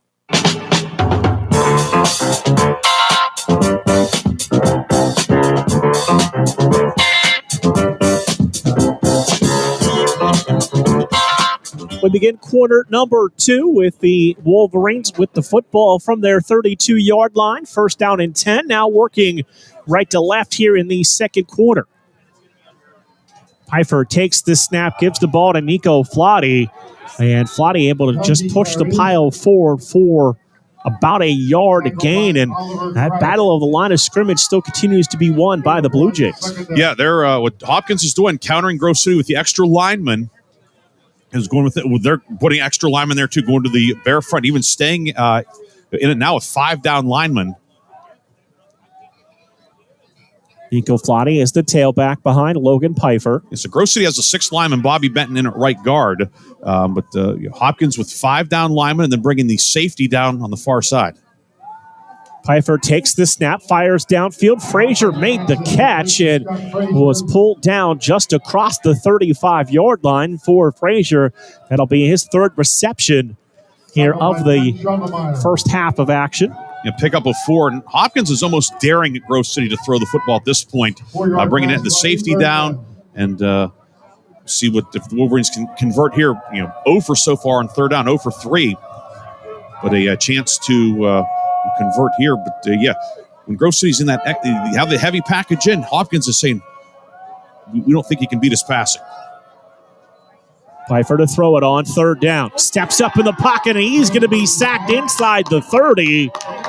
And back near the 29-yard line. And this will bring up fourth down, and Daniel Barabay on for the fourth time. Xavier Newell, the defensive end, just beat the tackle, just got outside around him and sacks Pfeiffer. Only the fourth time Pfeiffer's been sacked this year, but a loss back to the 29. And now for the first time, Barabay will be punting into the wind here early in the second quarter. Blue Jays will drop 2 returners, this time from the 40-yard line. Barabay back inside his own 15. Good snap back to him. Gets the kick away that is going to take a Grove City roll inside the 40, down near the 38-yard line, and Jason Minch just kind of went flying past the football. And one of the Hopkins guys made sure he wasn't going to be the one downing it. That time, both the return men, Rich and Crotty, looked like they may have lost it in the sun. Of course, we're here in late November. Just the angle of the sun this time of day too. It's almost directly shining in their eyes. Especially look up for a punt. It was not a high punt, just worked out for Barabay to get a few extra yards on the roll. But Hopkins taking over to 38. Ranillo 5 of 10 in that first quarter, 53 yards. He'll have trips to the left, single receiver to the right side. Schroeder remains the tailback, the 5'11", 195-pound junior. He will give it to him, and he's going to be dropped in the backfield. Shea Aiken knifing in there from the secondary to make the play for the Wolverine defense. That time, Shea Aiken down at the line of scrimmage and just able to bring down Schroeder for a big loss back to the 32, call it 33-yard line. What a fine year Shea Aiken has had settling in at the strong safety position. And much like Jason Minch on the other side, can do a lot of different things. Of course, he's demonstrated his versatility. Played running back, kick returner, and finding a home at safety, the starting safety this year. And big play there to put Johns Hopkins behind the sticks. Second and 15 after the loss of 5. 2 to the left, 1 to the right side. Ranillo takes the snap. He bobbled it, picked it up, has time in the pocket, going to take a shot downfield, double coverage. That pass overthrown, and the intended receiver, and incomplete. Montgomery downfield with Noah Wheeler. They were both step for step with Crotty. Ranillo said, I'm going to give my big gun a chance, and pass a little bit too much on it. Nice looking ball. Ranillo throws a very nice looking pass. But again, with the wind at his back, it took off a little bit, but I don't know, even a perfect pass I think is going to get broken up because the Wolverines had it blanketed well. And now Hopkins, which converted on its first third down of the afternoon, is misfired on the last 4. This one's third and long, third and 15. Twins to each side of the formation. Play clock now down under 5 seconds to 2 seconds. And they're not going to get this play off. That's going to be a delay of game penalty, I believe, on the Blue Jays. And it is, and that will be the first flag of the afternoon on the Blue Jays. Now 3rd and 20. This is the spot. Kind of keep an eye on Leger, the tight end. He's lined up in the slot, and maybe they take a shot with him. We saw him catch a big one earlier. Now he'll flip over to the other side, but working on the wide side of the field, just throw it up, see if your big guy can make a play. So it is 3rd down and 20. They use the clap style offense. Couple claps now. Move the running back. Ranillo to throw. Stepping up in the pocket. Going to take another shot downfield. Wheeler there one-on-one, and that pass will float incomplete. And going to bring up 4th down. He went downfield for Robbie Enright, the sophomore from California, and it's 4th down. Yeah, Ranello not afraid to cut it loose and took a shot downfield one-on-one, and good coverage by Noah Wheeler. A couple of nice coverage a couple times on this drive, and Johns Hopkins will go 3 and out, and the punt team will come out. So remember I said there wouldn't be a lot of possessions in this game, Mark? Well, there have been a lot of possessions because the defenses are forcing punts. So this will be the 8th punt of the game already. Danino back to return the punt. He gets that one away. And Danino, the over-the-shoulder catch. We're going to spot the football at about the 27-yard line, and Grove City will have it back, trying to get some rhythm into the offense. Yeah, and the Wolverines have had no rhythm so far, as the Wolverines have been held to 9 total yards so far. Of course, Hopkins had the 1 touchdown drive. Hopkins 78 yards. The Wolverine defense has done a really nice job after that first drive, but first drive, Hopkins went down and scored. Grove City, in fact, still looking for its first down of the afternoon.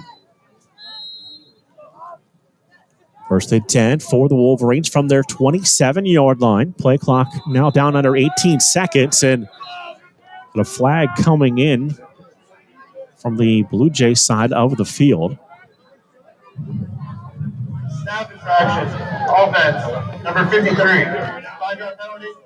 So snap infraction by Brady Brungard. Must just, done something with the ball, a little twist or jerk or something, but head linesman right there saw it. He's looking right down the line, and Wolverines' 5th flag already for 45 yards.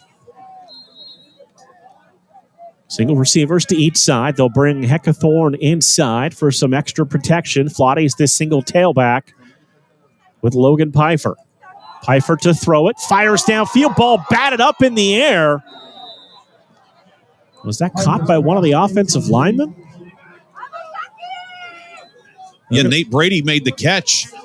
It actually goes a short loss on the play, but he was there because there were a couple guys in the black and blue jerseys there who had a shot at it as well, and ends up it's a completion and a short loss on the play. So 2nd down and long for the Wolverines. 2 receivers to the right and a 1 to the left side. Down under 12 minutes to play in this first half. Johns Hopkins with the 7-0 lead. Tamburino in motion, settles in the backfield. Pfeiffer to throw it. Has time, hit as he throws, and that pass will fall incomplete, looking for Frazier. And will bring up a 3rd down and long. Yeah, and Johns Hopkins is able to get, they're getting pressure, they're bringing the extra man, and covering Grove City receivers with 6 in the secondary, and Pfeiffer's been under duress. Both from the outside with Newell coming off the edge, and that time right up the middle.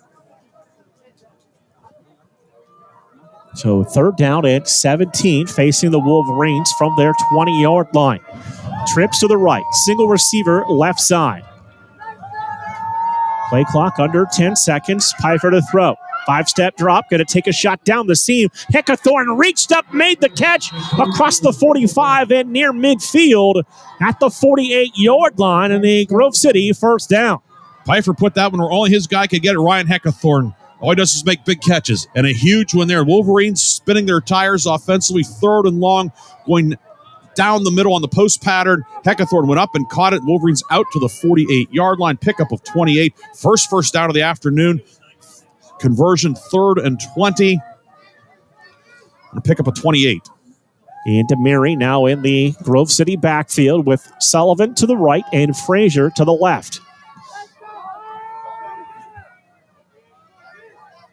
Pfeiffer takes the snap. 3-step drop. He is going to be swallowed up and sacked back near the 40-yard line. As front getting all kinds of pressure here early on in this first half for the Blue Jays. It was the all-out blitz there. The exception, they had the free safety deep, man on the outside, and they sent 8. Grove City unable to block it up, and Pfeiffer dropped for a loss back to the 40. So 2nd sack of the afternoon.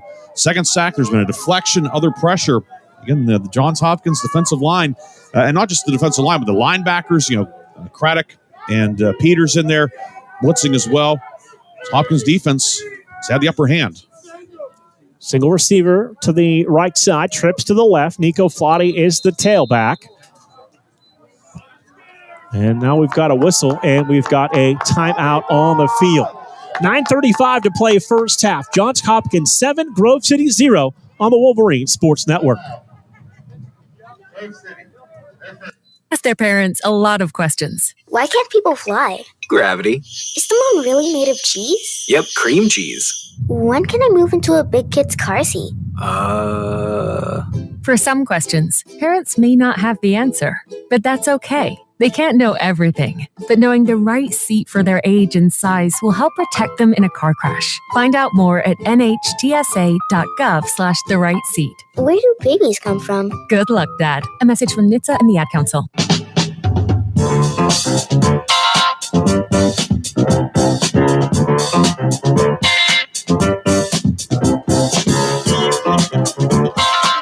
Right back here on the Wolverine Sports Network. 9:35 to play in the first half. Other side of the bracket, we could tell you DePaul with a 16-6 lead over Maryville. That's under 8 minutes to play in the first half there. Winner of this one plays the winner of that one next week in the round of 16. Second down and about 18 to go for the Wolverines. Single receiver to the right, trips to the left. Pfeiffer on the quarterback draw. It's going to only get about one. It's going to set up now third down and long as the center of that defense for the Blue Jays stayed home. Yeah, I like the play call. They're getting such upfield rush, but Xavier Newell was able to come back and make the catch. But he and then Urquidy, the junior defensive nose tackle in there, they've done a great job. Really, the whole front four for Hopkins they've been the stars so far through the first quarter and a half. Pfeiffer to throw. That's time. Takes a shot downfield and just a little short of his intended receiver, Ryan Heckathorn. Incompletion will bring up fourth down. So Barabay will come on to punt the football away with exactly 9 minutes to play in the first half. To be Barabay's fifth punt of the first half. Wolverines are short a guy.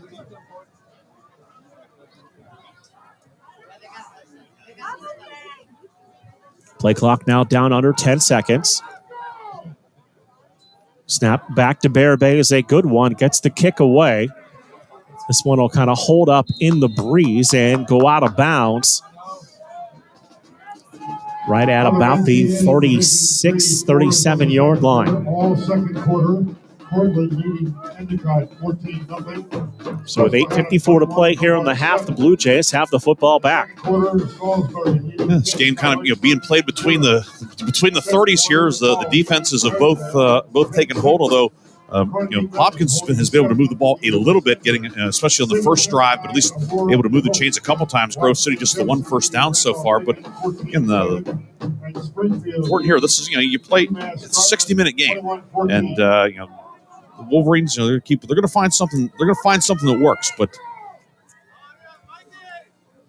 Cornell Claps takes the snap, three-step drop, stands in the pocket, fires downfield. Pass is going to be caught downfield for about a 9-yard gain, and Dominic Tonino there to make the tackle. Good coverage, but a nice pass. Crotty able to get position inside. Ranello put it in there and made the completion for a gain of 9. And the other thing too, the one difference is Hopkins is getting pressure on Pfeiffer. With just a couple of exceptions, Grove City's not gotten a lot of pressure on Ranello, and he's been able to sit back there. And you have guys like Talarico, Crotty, Leger out there.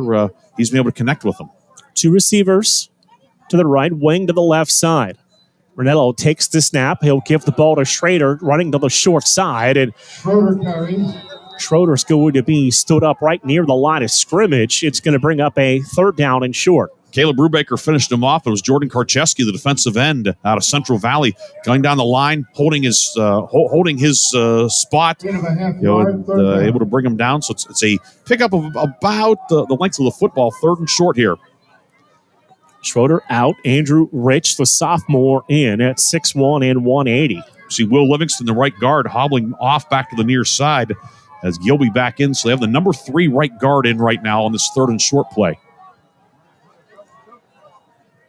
Ranello under center.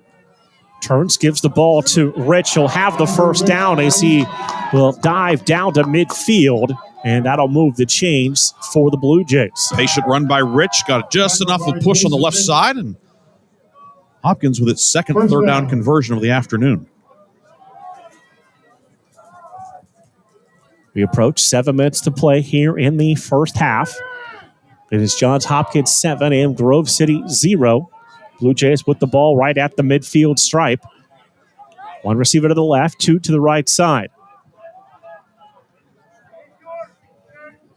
Play clock down under 10 seconds. Ranillo back to pass, fires outside. Pass caught in Grove City territory at the 46-yard line before he is going to be knocked down right there. That's Robbie Enright, the sophomore receiver out of California, with the reception. They took a shot deeper to Enright, or deep earlier to Enright. That time, just the short route. Nice completion for about 6. You have a feeling here of this, where they are just past midfield. I wonder if Hopkins may take a shot here and kind of just try to get some separation before halftime. Second down and 4 for the Blue Jays. 2 to the left, 1 to the right side. Ranello takes the snap. He'll drop to throw. Steps up in the pocket, fires underneath, and the pass is caught inside the 30, down to the 29-yard line. That's Leger, the grad student, with a catch over the middle for a first down. Good coverage by Jason Minch, but Leger using the long wingspan, able to pluck it out of the air and down to the 29-yard line. So the intermediate route to the tight end Leger.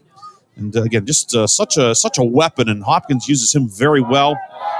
He was a key. He was more so, he had the big catch, but also was a lead blocker on the touchdown drive, and we've seen him catch deep. Now the intermediate over the middle. So Hopkins on the move. From the Grove City 29-yard line, 2 receivers to each side. Now a wing to the right side. Ranello to throw. Goes downfield, pass caught, tripped up, and knocked down right at the 25-yard line. Leger making the catch again. He looks like the big brother against the little brother out there. 6'5", 240, and just able to turn, shows those 8s on his chest to his quarterback, and Ranello put it there. And you get about if you're getting 4.5 yards on first down, that's a recipe for winning football, and that's what Hopkins got there. 2 receivers right, 1 to the left side. He will turn, give the ball to Rich, running to the short side, and he's going to get tripped up right near the 25-yard line. Sponek and Brubaker combining on the tackle. Sponek doing a nice job coming down the defensive line, splitting the offensive lineman, and Brubaker finished him off. So, and no gain, No gain, third down. Probably 2-down territory here. It's on the outer edge of Paxton's field goal range, and the wind is at his back, but probably 2 plays to get the 5 yards. Third down, long 5. Ranillo takes the snap, drops to throw, avoid the rush, stepped up. Now he'll roll back to the outside, looking down the middle of the field. Then he gets knocked down in the middle of the field by Bryce Sponek, and will bring up 4th down. Good pursuit by the Wolverines. Jolly and Brubaker flushed him, and finally Bryce Sponek drops him back outside the 30 at the 32-yard line. And Ranello talked about what a gamer he is, a competitor, hanging in there trying to make something happen. Probably would have been better suited just to throw that one into the second row. But the Wolverines, good coverage downfield. It's now 4th down, and the offense stays out there. 4th down and 12 for the Blue Jays. Twins to each side. Ranello looks to the sidelines. Play clock going to go under 10 seconds. I think they may go for a timeout here. Yep. And they will. The play clock was just about to run out, so the Blue Jays will take a timeout. So will we. 3:27 to play first half. Johns Hopkins 7, Grove City 0 on the Wolverine Sports Network. This is Grove City College President Paul McNulty. Grove City College is a highly ranked national liberal arts college where your formation is viewed holistically, embracing mind, heart, and hand. You'll discover your calling and be equipped to pursue it. You'll also be a part of a community of purpose and principle. Faithfulness to this mission is one of our core values. Learn more about us at gcc.edu.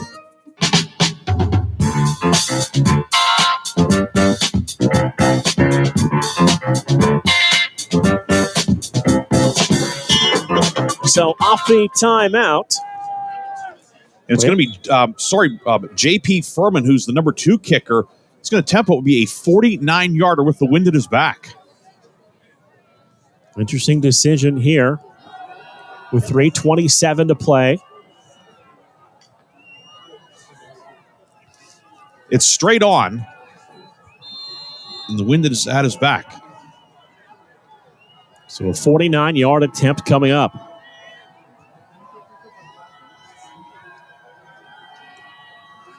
Play clock now down under 12 seconds. Snap good. The hold is good, but the kick is going to come up just a bit short and no good. And the Wolverines get the stop and get the football back with 3:21 to play in the first half. He gave it a ride, and thought the wind might have enough to sneak over the crossbar, but it landed right on the end line. And Grove City will have it now at the line of scrimmage, which was the 32-yard line. And with that third down sack, looks huge now as it remains a 7-0 game. And Wolverines with 3:21 to go and 2 timeouts at their disposal. Papers come flying out of somewhere up above us. It's it's windy when the papers start dropping down on you, Mark. So 1st and 10 for the Wolverines. Nico Flotti is your tailback. Receivers to each side of the formation. Pfeiffer to throw, goes downfield. The pass errant and incomplete, almost intercepted by the secondary, who got a hand on the football, but was not able to pull that pass in, was P.J. Penders. Yeah, he was there. He actually was the closest man to it. Wolverines have made a change on the offensive line. Bobby Benton is now kicked out to left tackle. He's the number 3 left tackle out there, so that's something to keep an eye on. And normally a guard sliding out to tackle here in the first half of this game. So 2nd down and 10, 3:18 to play, first half. Johns Hopkins holding the 7-0 lead over the Wolverines. Going to run the ball with Nico Flotti. And Flotti able to push the pile forward for a little more than a yard, and it's going to bring up 3rd down for the Wolverines. Yeah, if you want to say, well, how's Nico look? It's been hard to say because there has been no room at all because of this front of Johns Hopkins. 1 yard, 3rd down. So 3rd down and 9 from the 33-yard line. Wolverines will go trips to the right side, single receiver to the left. Flotti remains your tailback. Pfeiffer takes the snap, stands in the pocket, going to take the shot for Frazier, came back to the ball, made a great catch inside the 45 and out of bounds with a Wolverine first down at the 44-yard line. Vintage Pfeiffer to Frazier there, and making that pass into the wind from the middle of the field to the near sideline. You have to have a strong arm to make that throw. Pfeiffer, of course, does. Goes to his top target, Frazier, and the Wolverines, another 3rd down conversion now on the other side of midfield. I'm going to run the quarterback draw. Pfeiffer lost the football. It's loose on the turf. And the Blue Jays have come out of there with the football.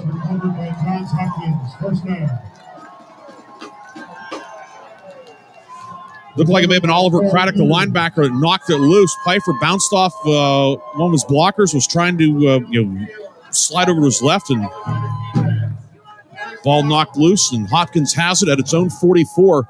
2:14 to go in the half. Hopkins 2 timeouts plus the 2-minute timeout remaining. So the Blue Jays forced a turnover. They will get the football back.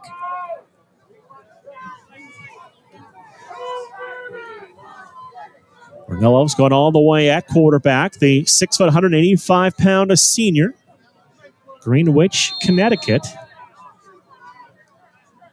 2 to the right, 1 to the left side. He will drop to throw.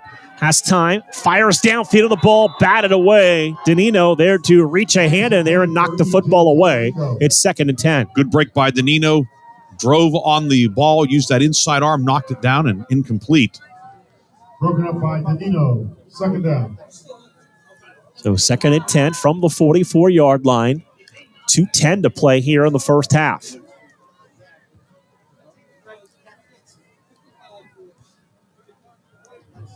Two receivers left, one to the right side. Now they're going to put running back in a slot to the left. Ornello alone in the backfield. 3-step drop. Pulls the ball down, rolls to the outside, eyes downfield, pumps a couple of times, and he'll just go out of bounds and stop the clock with 2:03 to play in the half. Ben Blado had a shot at him, lost his footing. Ornello able to elude him. And And he flushed out of bounds right at the line of scrimmage. Not sure if they'll credit a sack or not on that one. It's either way, it's going to be 3rd and 10. We've reached a 2-minute timeout. 2-minute timeout. Johns Hopkins 7, Grove City 0. You're listening to the Wolverine Sports Network. My name is Bobby. I'm a veteran and lost my leg to a roadside bomb. My victory was going from a wheelchair to becoming a weightlifting champion. I'm Sam. I'm a veteran. My victory was finding a career I can be proud of and supporting my family. America's veterans are on their most important tour, the tour of their lives. I'm a veteran. My victory was going from homeless to home. At DAV, we're on a mission to help veterans get the benefits they've earned. I'm a veteran, and my victory was finishing my education. DAV offers veterans of all generations a lifetime of support for victories great and small. My victory was proving that disability is not a limitation. My victory was getting my service dog a new best friend. We help more than 1 million veterans every year as they face and conquer their challenges. My victory is being able to be there for my family. When America's veterans win, we all win. Help us support more victories for veterans. Go to DAV.org.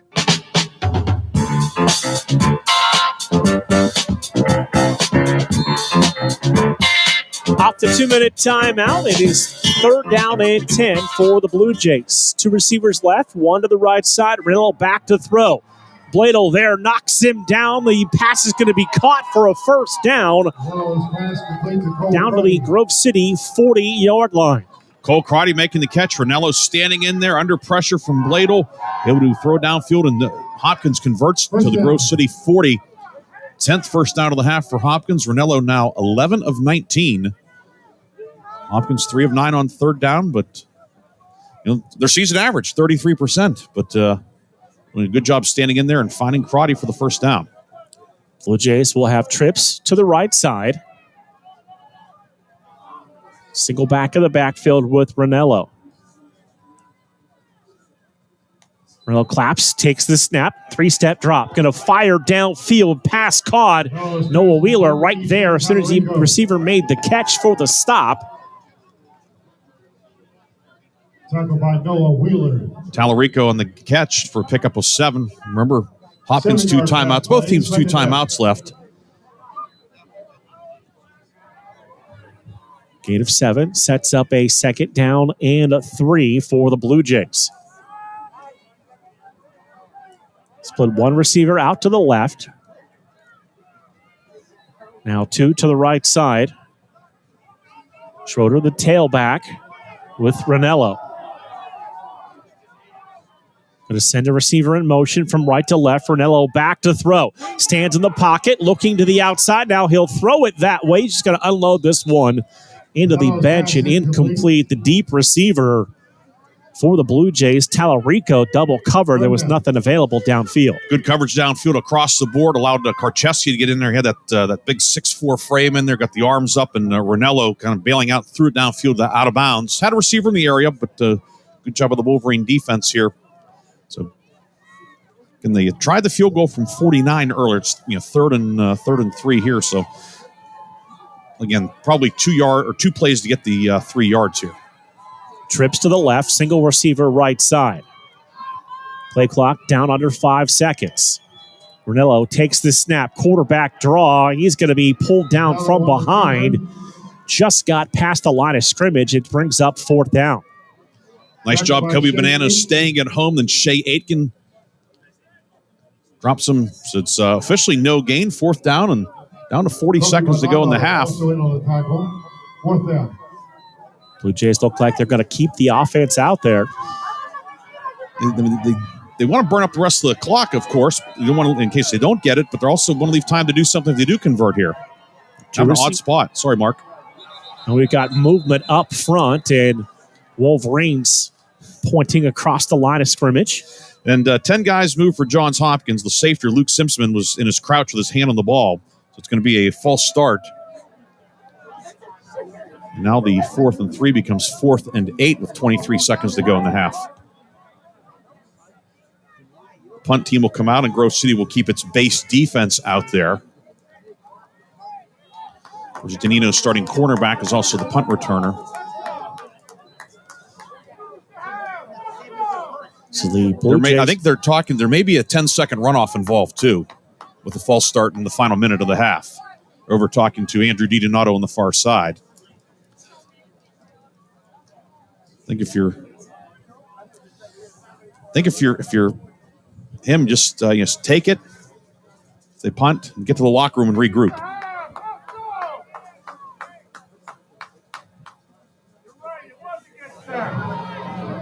False start.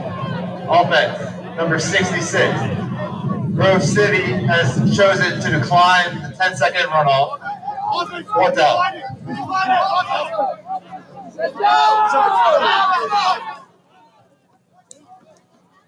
So they are going to bring the offense back out, it looks like. They'll bring the offense out. Grove City declined the runoff. Well, and now the punt team comes back out there. So Chase Alley will come back on the field to punt the ball away.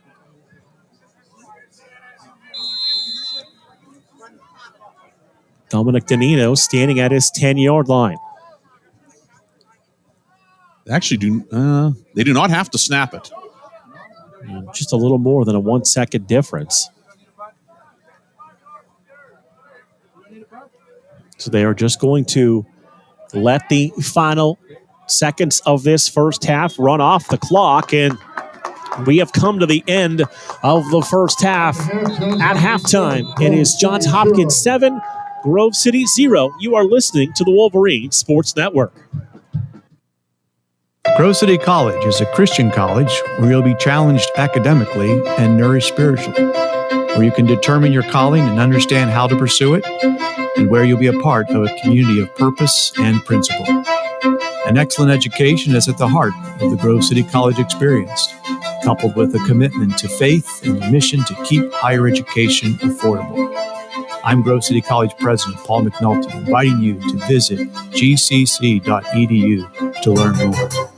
My name is Jim. I'm a veteran, and I lost both legs in Vietnam. My victory was proving that disability is not a limitation. I'm Julius. I'm a veteran. My victory was going from homeless to home.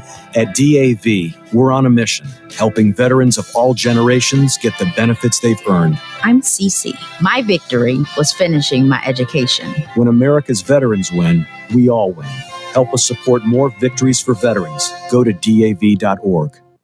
Hey, there he is. How's it going? I'm having a stroke. Are you going to shake my hand or what? I'm having a stroke. Wow, you're not even moving your arm. I'm having a stroke. Are you okay? I'm having a stroke. Your face looks weird too. I'm having a stroke. Are you having a seizure or something? I'm having a stroke. When someone is having a stroke, they may not be able to say it with words, but their body language will tell you loud and clear. I'm having a stroke. You just need to know the sudden signs. Look for FAST, F-A-S-T. F, face drooping. A, arm weakness. Or S, speech difficulty. Then T, time. Time to call 911 immediately, because the sooner they get to the hospital, the sooner they'll get treatment. And that can make a remarkable difference in their recovery. Know the sudden signs. Face, arm, speech, time. Spot a stroke fast. Visit strokeassociation.org. Brought to you by the American Stroke Association and the Ad Council. You don't usually get a stock tip from a 16-year-old, but I'm here to tell you about a different kind of stock. It's called Better Futures, a stock for social change that's not about making money. Instead, you invest to help students like me go to college, which ends up making the future better for all of us. My name is Alicia, and I'm your dividend. Invest in better futures with UNCF. Visit uncf.org/invest. A mind is a terrible thing to waste, but a wonderful thing to invest in. Brought to you by UNCF and the Ad Council. When I was little, I didn't talk for a long time. I was sensitive to lights and sounds, so I built secret hiding places where they couldn't get in. Sometimes I did the same things over and over, until one day I found out I had autism. My family got me help. Slowly, I learned how to live with it better. Early intervention can make a lifetime of difference. Learn the signs at autismspeaks.org/signs. Brought to you by Autism Speaks and the Ad Council.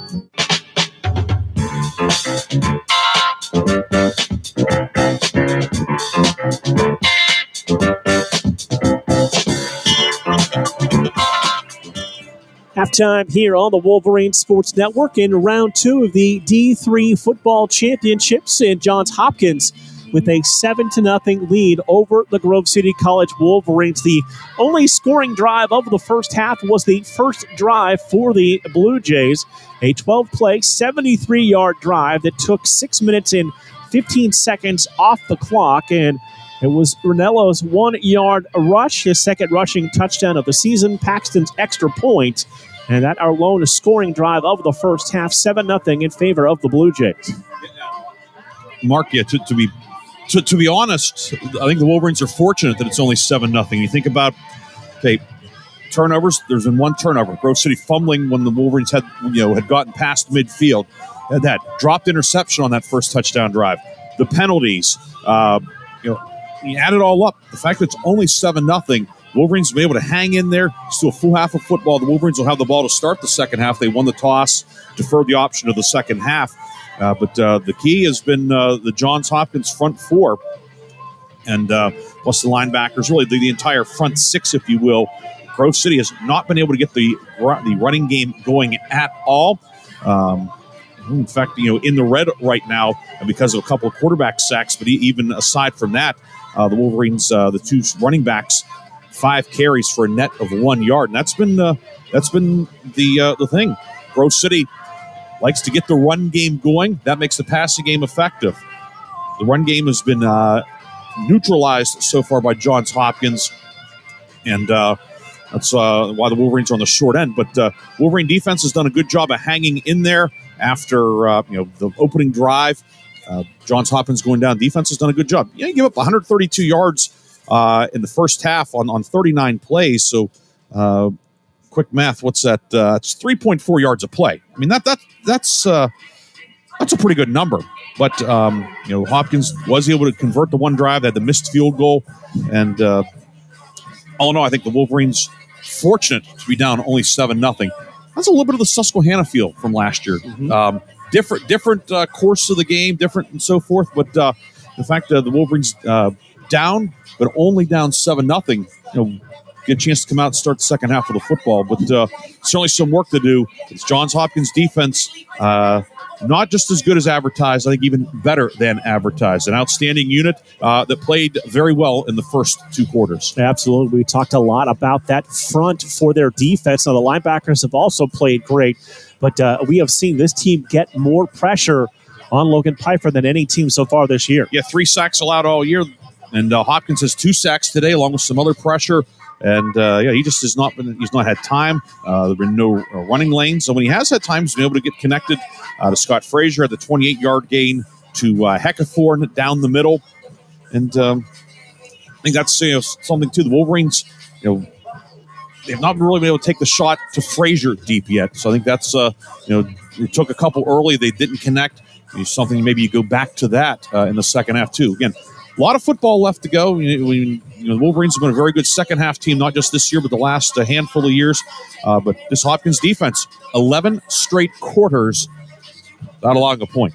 Absolutely. It seems like there has been some opportunities in the middle of the field, and they've hit on one. They missed on a couple, but it seems like there has been some opportunities there to maybe approach in the second half. Yeah, and you think of Ryan Heckathorn or Ryan Lenhart, perhaps. But the big thing is just this pass rush. Johns Hopkins is not allowing the Wolverine passing game to develop, and Wolverines need to do a better job of keeping Pfeiffer upright in the pocket. Absolutely. The winds don't seem to be as big of a factor as they were early on in this game at this point, but we will have to wait and see as Grove City gets the ball to begin the third quarter. Yeah, and again, the wind was a factor more so in the punting game, but both punters handled it well. You really didn't see a situation where the wind adversely affected a kick a whole lot. I mean, granted, the punts with the wind were longer than the punts going into the wind. That's basic physics there. Right. But you didn't see a 7-yard shank that gave a team first down on the 40-yard line going in, or a 75-yarder. Although Bear Bay did have the 60-yarder that pinned Hopkins back at its 1, but then a couple of penalties helped Hopkins get out from that pickle. But all in all, been kind of the game we thought it would be in terms of a defensive struggle. And right now, Johns Hopkins defense has had the edge. The Blue Jays lead. And they do. They lead this game 7-0 here at the break. Some of the team numbers here in the first half. 5 flags on at Grove City for 45 yards, 2 for 10 on the Blue Jays. Time of possession favoring Johns Hopkins 17-26 to 10-20. Both teams struggling to convert on third down this afternoon. Grove City 3 of 10, Johns Hopkins 2 of 7. Yeah, and that's, again, coming in, Grove City's so good on third downs this year, 55%, but the Hopkins has done a good job of putting Grove City in 3rd and 7, 3rd and 9, 3rd and 11. And the Wolverines did convert one of the 3rd and longs. That was on the 28-yard completion to Heckathorn. But Hopkins doing a good job of Grove City having to, not having the 3rd and 2s that they like, because Hopkins has been winning on 1st down and 2nd down. We will step aside for a halftime break. At the half, Johns Hopkins 7, Grove City 0. You are listening to the Wolverine Sports Network.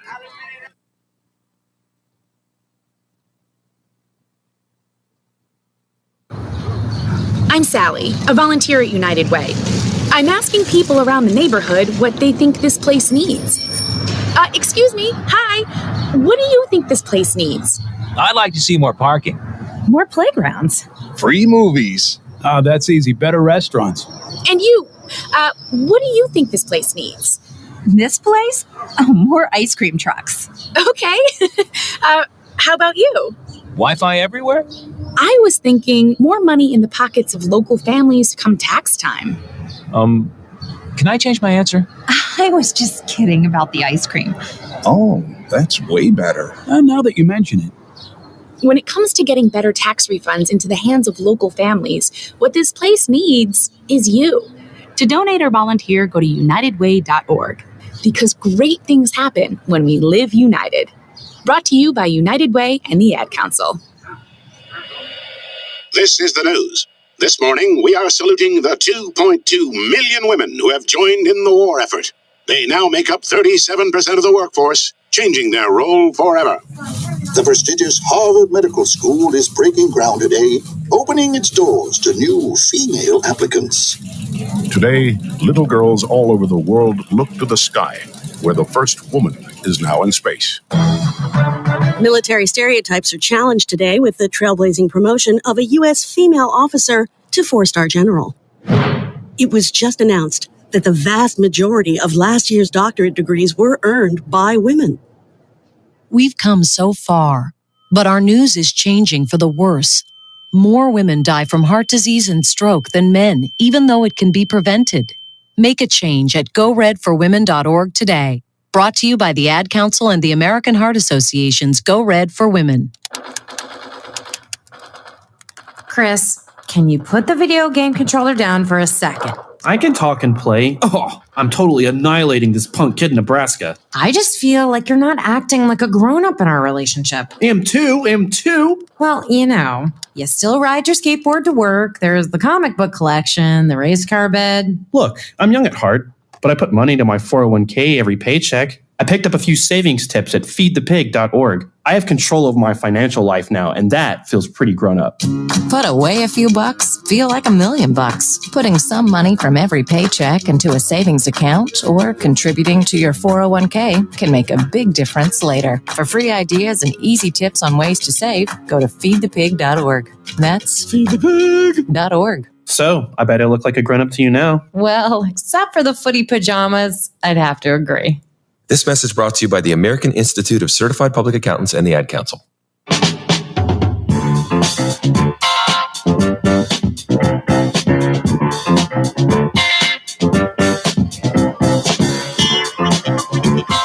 Halftime here on the Wolverine Sports Network. Johns Hopkins with a 7-0 lead. You look at the other half of this bracket. That game also at the half. And DePaul leading Marysville 24-6 at the break. Yeah, Maryville, which defeated Berry College last week down in Rome, Georgia. Berry coached by 2000 Grove City College grad Tony Konchesky. Coach K's team having another great year. Maryville out of the USA South Conference, pulling a mild upset last week, winning at Berry, but then going north up to Western Indiana today, and DePaul with the lead on the Scots of Maryville, which is located near Knoxville. But DePaul, with the lead, and the winner of that gets the winner of this one next week in the round of 16. Keeping an eye on our other PAC teams. Carnegie Mellon at the half with a 10-0 lead over Center. And W&J trailing Randolph-Macon at the break 24-14. Yeah, W&J led 14-0 out of the chute, and then Randolph-Macon 24 points in the second quarter. That game is that's been a wild one down in Virginia. We'll see what W&J can do in the second half. Carnegie Mellon at home hosting Center. A lot of people thought that was maybe one of the matchups that was maybe not as it's okay. We'll say maybe perceived to be a little bit more one-sided, but Center out of Lexington, Kentucky, hanging in there against Carnegie Mellon, and W&J, as you said, Mark, down 10 against Randolph-Macon, and here at our halftime, Grove City trailing 7-0. Similar type game, what we thought in terms of defensively, but it's the Wolverines have some work to do. But again, just the penalties, the turnover, the failing to capitalize on a couple of other opportunities, and Hopkins as well probably feeling as if it left some points on the field too. So I'm sure both teams are. Obviously Hopkins is in a better spot. You're up 7-0 at the half, but I'm sure Hopkins probably a bit wistfully thinking, we could have had more. If you're Grove City thinking, man, this need to play better. But I think we're going to see a crisper second half from the Wolverines, and they're going to need it because Hopkins has played generally not totally mistake free, but not a lot of mistakes. You're keeping the penalties to a minimum. The only penalty. There were two penalties. There was the false start and then the one right at the half. They had a delay, and then the false start right before halftime, neither of which really hurt them. The Grove City penalties have been costly. When you look at adjustments coming out here for the second half with the football, and we've seen on-the-fly adjustments for the offensive line. We'll have to see what they look to do to come out here in the third quarter. Yeah, and what you're dealing with, too, is that you're on your number 3 left tackle. Bobby Benton now at left tackle. That's that's something you can't ignore it. And the Johns Hopkins up there saying, all right, they have a guy that's played guard and center playing left tackle. Let's go after. Bobby Benton's a very good offensive lineman, but has not played a ton at left tackle. I certainly think he's capable of doing the job, but it's going to be he and the rest of the front the front five have had their hands full. I think Grove City, maybe is it something you do formationally? You maybe try to go with more 3 and 4 receiver set, because when Grove City's gone to the heavy package, Johns Hopkins has been able to negate that. They've gone to the bare front. They've brought down a safety. Essentially, it's become 6 linemen against 5 linemen and an extra guy, be it a linebacker, safety, a hog, the nickelback, whatever, and the Hopkins 6 are winning against the Grove City 6. You try and change that numbers game a little bit, where spread them out and try to run, maybe make it, we get a spot where it's 5-on-4 running 5-on-5, because if you go to 3-4 receivers, is Hopkins going to be able to stack the line like that? If they are, then in Grove City, maybe that's where a Scott Frazier, the deep ball. Daniel Sullivan, we've not called his name much yet today. So I think that's going to be kind of the game within the game. And if you're Johns Hopkins offensively, hey, your guy Ranello is doing well. He's hit a couple big throws. He's not making mistakes. He's managing the game. But I'm sure that the Blue Jays would like to get at least some semblance of a ground game going. 22 yards rushing on 19 carries. Grove City, of course, giving up about 40 yards rushing a game, one of the national leaders in that category. But if you're Johns Hopkins, I think at least want to just not abandon the run. Even if you're not getting big chunks of yards, at least keep the Grove City defense honest. I think that'll be a point of emphasis for Hopkins. Try to get at least not abandon the run game. Maybe just get a few yards here, a few there, to help to help out the quarterback Ranello, who's done a nice job. 11 of 20, 110 yards. He's sacked a couple of times, but he's made some big throws, a couple of key third down plays. He's hung in there, and he has his team on top 7-0. And you kind of knew, looking at the numbers going in, whoever could maybe not establish the run game, but run the ball when needed, that would be an advantage today. Well, and the running game has been such an important part of the Grove City offense, not this year, but the last handful of years. In Grove City, leading the PAC in rushing offense, averaging over 200 yards per game. Mind you, this is in a league with a triple option team in Geneva. Grove City's still the top rushing team. And so for the Wolverines to be in the red in terms of rushing yardage, minus 12 right now, that speaks to what Johns Hopkins has done. The Wolverines just have to get something going because it's such a bedrock of the Wolverine offense. And Johns Hopkins, they are not a prolific rushing team. They can run the ball. They have with Schroeder coming in 554 yards, Rich 321, Ranello 204. So between those three, that's 1,000 yards for the season. Plus with a few other guys mixed in. They have a capable running game, but they like to mix in the pass more with Tallarico and Crotty and Leger. So Hopkins is okay with not having a big day rushing the ball. Just want to be effective rushing the football. And Grove City not only needs to, I think, to be effective, but to get it really going. And it's going to be a tall task, but interested to see what adjustments the Wolverines make offensively in the first half. And we'll see what Hopkins does from an offensive standpoint too. Do they maybe look to take a shot early to try and get a little separation, and make this try to make this a 10 or 14 point game? Because right now, Grove City can still attempt to run the football. If this lead widens, and of course time, as we get into the second half, can make, Grove City already has become kind of one-dimensional because of the defense, but now if score and situation make Grove City one-dimensional, that really plays into Hopkins' hands. And you really have an opportunity to set the tone for the Wolverines of what they do, not only for them, but for the rest of this game on what they do on this drive to begin the third. Absolutely, and you have to see which direction will the teams be going. Hopkins have the choice of end. You want the win in the third quarter? Do you want it in the fourth quarter? So that again, that will play into things as well. But as you said, Mark, a chance for both teams to come out and set a tone. We'll take our final halftime break. We'll come back and start the third quarter on the Wolverine Sports Network. Founded in 1955, the President's Athletic Conference is regarded as one of the elite NCAA Division III conferences in the nation. Comprised of 11 private institutions and 2 associate members, the PAC remains unique in this day of high-pressure college athletics. As a charter member of NCAA Division III, PAC student-athletes excel in 23 varsity sports as well as the classroom. Want to learn more? Visit us at pacathletics.org or follow us on social media.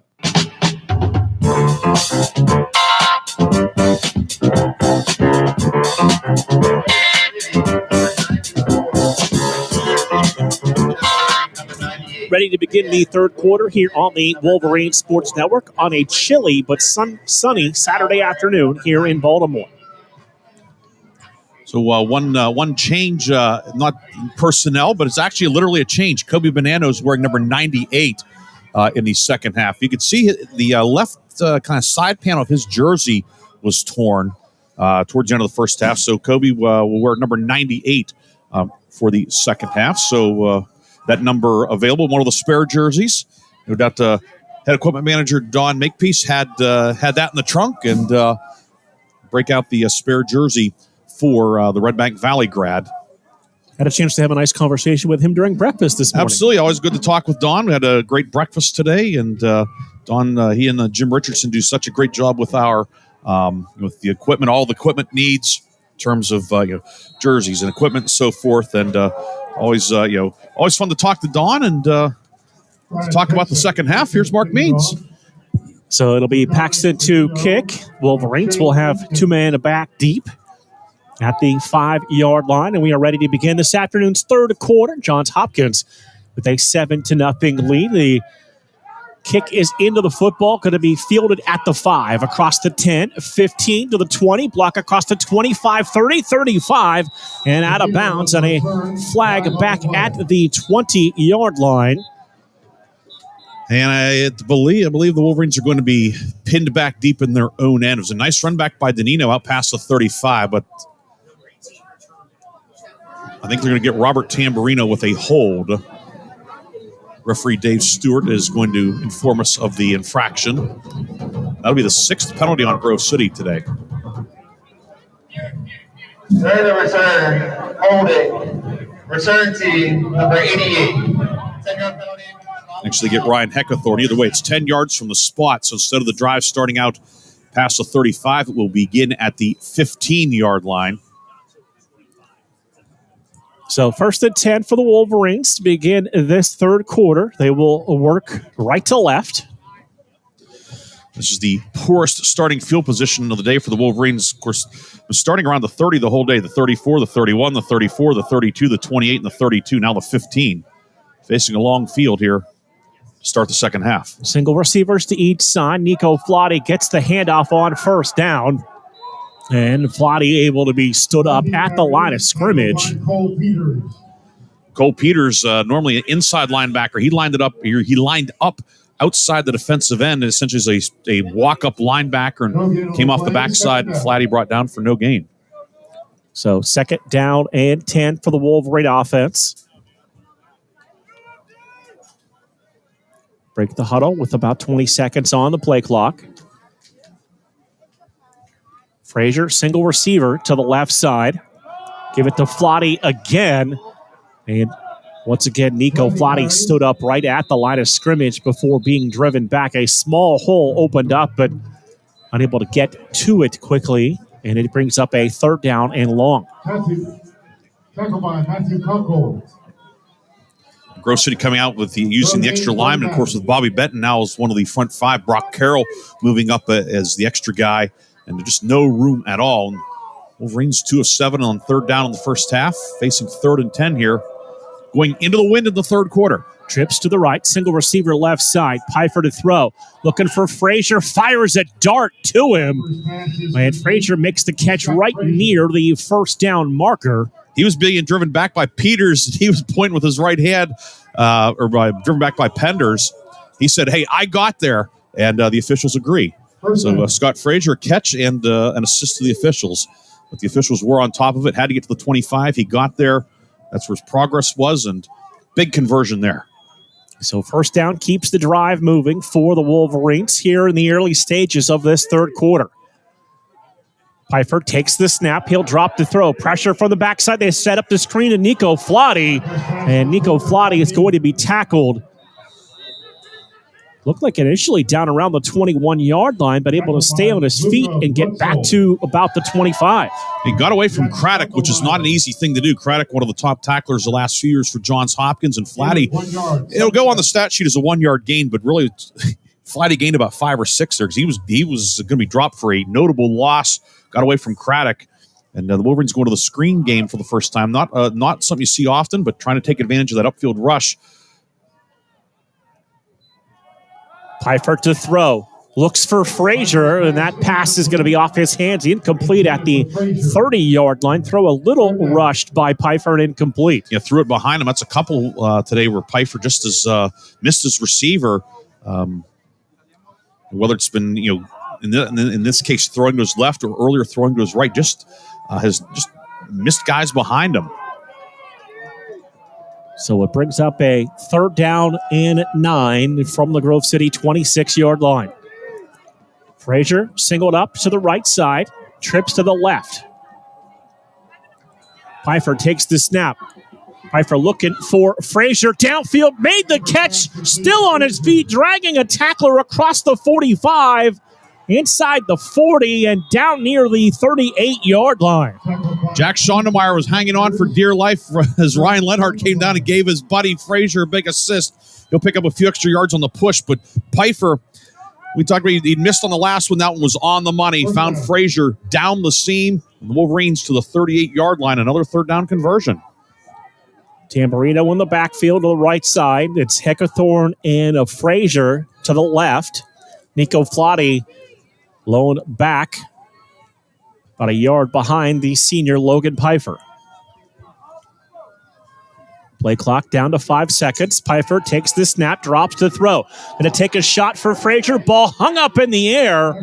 And the pass is going to fall incomplete and bring up a 2nd down and 10. Lutzel with good coverage there. Got the head spun around at the last minute. If he doesn't, probably interference, but did a good job of more or less making a play on the ball. And second down to Grove City. Using the extra linemen. They have the 6 linemen in there, but throwing out of it. And I like that counterpunch by Grove City.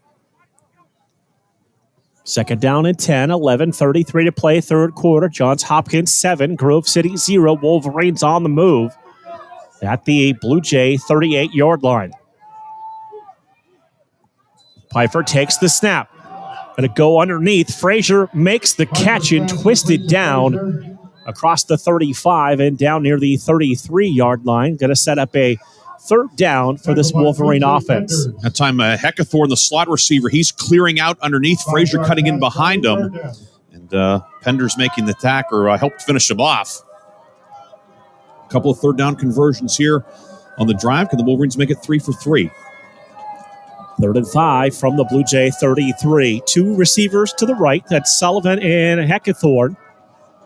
Frazier to the left side. Nico Flotti is the tailback, a yard behind Logan Pfeiffer. Play clock at 2 seconds. Pfeiffer takes the snap. Throwing for Frazier. Ball popped up in the air, incomplete. And it brings up 4th down. And Pfeiffer is slow getting up. He is really favoring his right leg. See Ethan Wiley on the far side running and grabbing his helmet. He was wearing the headset. Pfeiffer really limping right now. Umpire comes over and asks him how he is. I'm guessing Logan is giving a less than truthful answer at this point. But he took a shot, and it's 4th and 5. Trips to the right. Frazier to the left. Pfeiffer to throw. Looks for Frazier. Frazier makes the catch for a first down as Pfeiffer stayed in there and completed the pass for a big first down. Pfeiffer standing in there, battered, banged up, but able to throw a dart in there. Great coverage by the defensive back, Lutzel. I mean, he's right there. He put it right on the chest of Scott Frazier and the Wolverines. They didn't convert on 3rd down, but they get the 4th down conversion now to the 27-yard line. 10:15, clock rolling, 3rd quarter.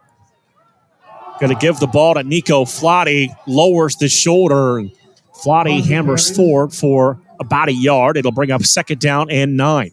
Tackled by Oliver Craddock. There is no push at all.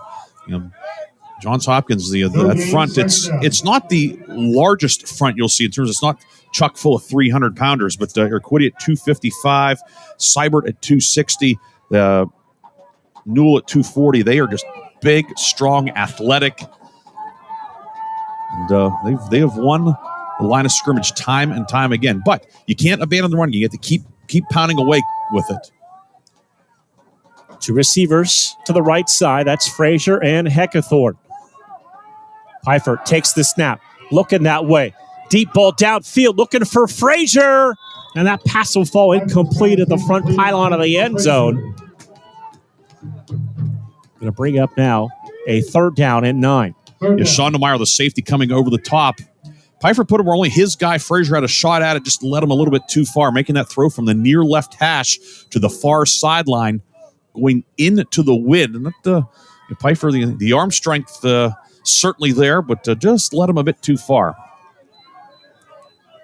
3rd down and 9 from the 28-yard line. Trips right, single receiver left side.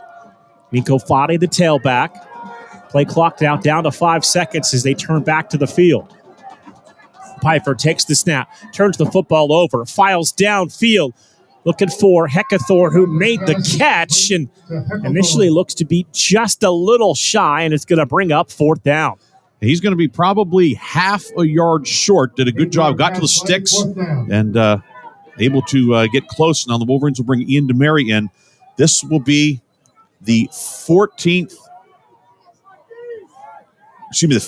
play of the drive. It started back at the 15, but on 4th and short here, can the Wolverines get just a little bit of a push? Both fullbacks in the backfield. Pfeiffer under Brady Brungard. Tamburino in motion. Stretch handoff to DeMary. DeMary cut it back, and he's close to that 1st down marker.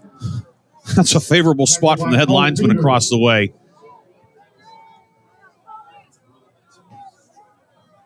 And let's see. Referee Dave Stewart's going to eyeball it, but I don't see the chains too often anymore. Official timeout for measurement. But we will today. We will see the chain. So the chain gang for this playoff game going to get a little air time here. And it is close. I mean, I know that's a rather non-committal thing to say, but if he has it, it's not by much. So they will bring the chains out. And he didn't get it. And he is going to be short. So the long drive for the Wolverines comes up with no points. And they get turned away, and now the Blue Jays will have the football back. You know, a good drive, certainly. You have to feel good about the drive. And driving into the wind. You know, that's the other thing, too. That drive into the wind, ended up 15 plays. Would be 67 yards officially, but Hopkins defense, standing tall, and now Blue Jays take over with 8:32 to go in the third. So 1st and 10, first possession of this third quarter for Ranello and the Blue Jays. He'll clap, and the snap is going to be loose on the turf. There's a pile up at about the 17-yard line. Wolverines saying they have the football. We'll wait for an official indication. No, the referee has two fingers in the air.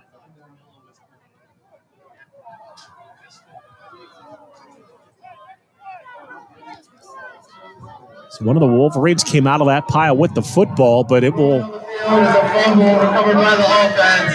Second down. Of course, and now there's going to be an unsportsmanlike on Grove City. Somebody said something, and that's you can't have that. You have to maintain your composure. And instead of being second and long, it's going to be first down and 15 yards.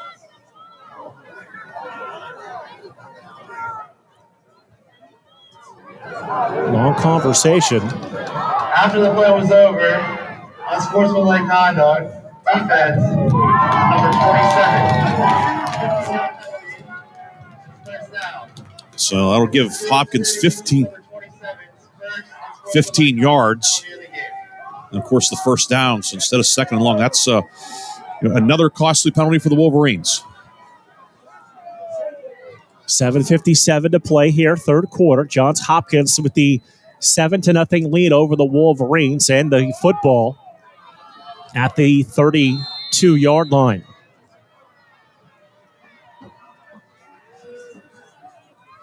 Ranello claps, takes the snap, he'll drop to throw. Halftime, taking a shot, has a man downfield, that pass is dropped in, and that is going to be caught by Cole Crotty for the big gain downfield for the Blue Jays to about the 22-yard line. Beautiful pass from Ranello. As you said, he dropped it in there. High arcing pass. First down. Blue Jays want to go. They come right back to the line of scrimmage. They set up the receiver screen. And Wolverines there to make that stop after a short gain to Tallarico. The Wolverines were they were kind of a bit out of sorts defensively. Guys coming in and out. Hopkins tried to take advantage of it, but a good job by Aitken and Jolly on the near side to blow up that screen.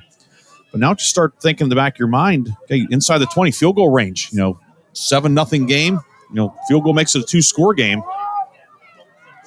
Paxton's long of the year is 34 yards. He would have the wind at his back here, of course. He attempted a 42-yarder in Week 10 against Dickinson. Put the receiver in motion. They flip it to him. And the Wolverines there to stretch that out. Cole Crotty on the carry. And the official goes a shovel pass forward, but a good job by Wheeler to get over there. Gain of 1 yard, third down. So PJ Scales will check in. Cole Crotty will come to the sidelines on this 3rd down and 6 coming up for the Blue Jays.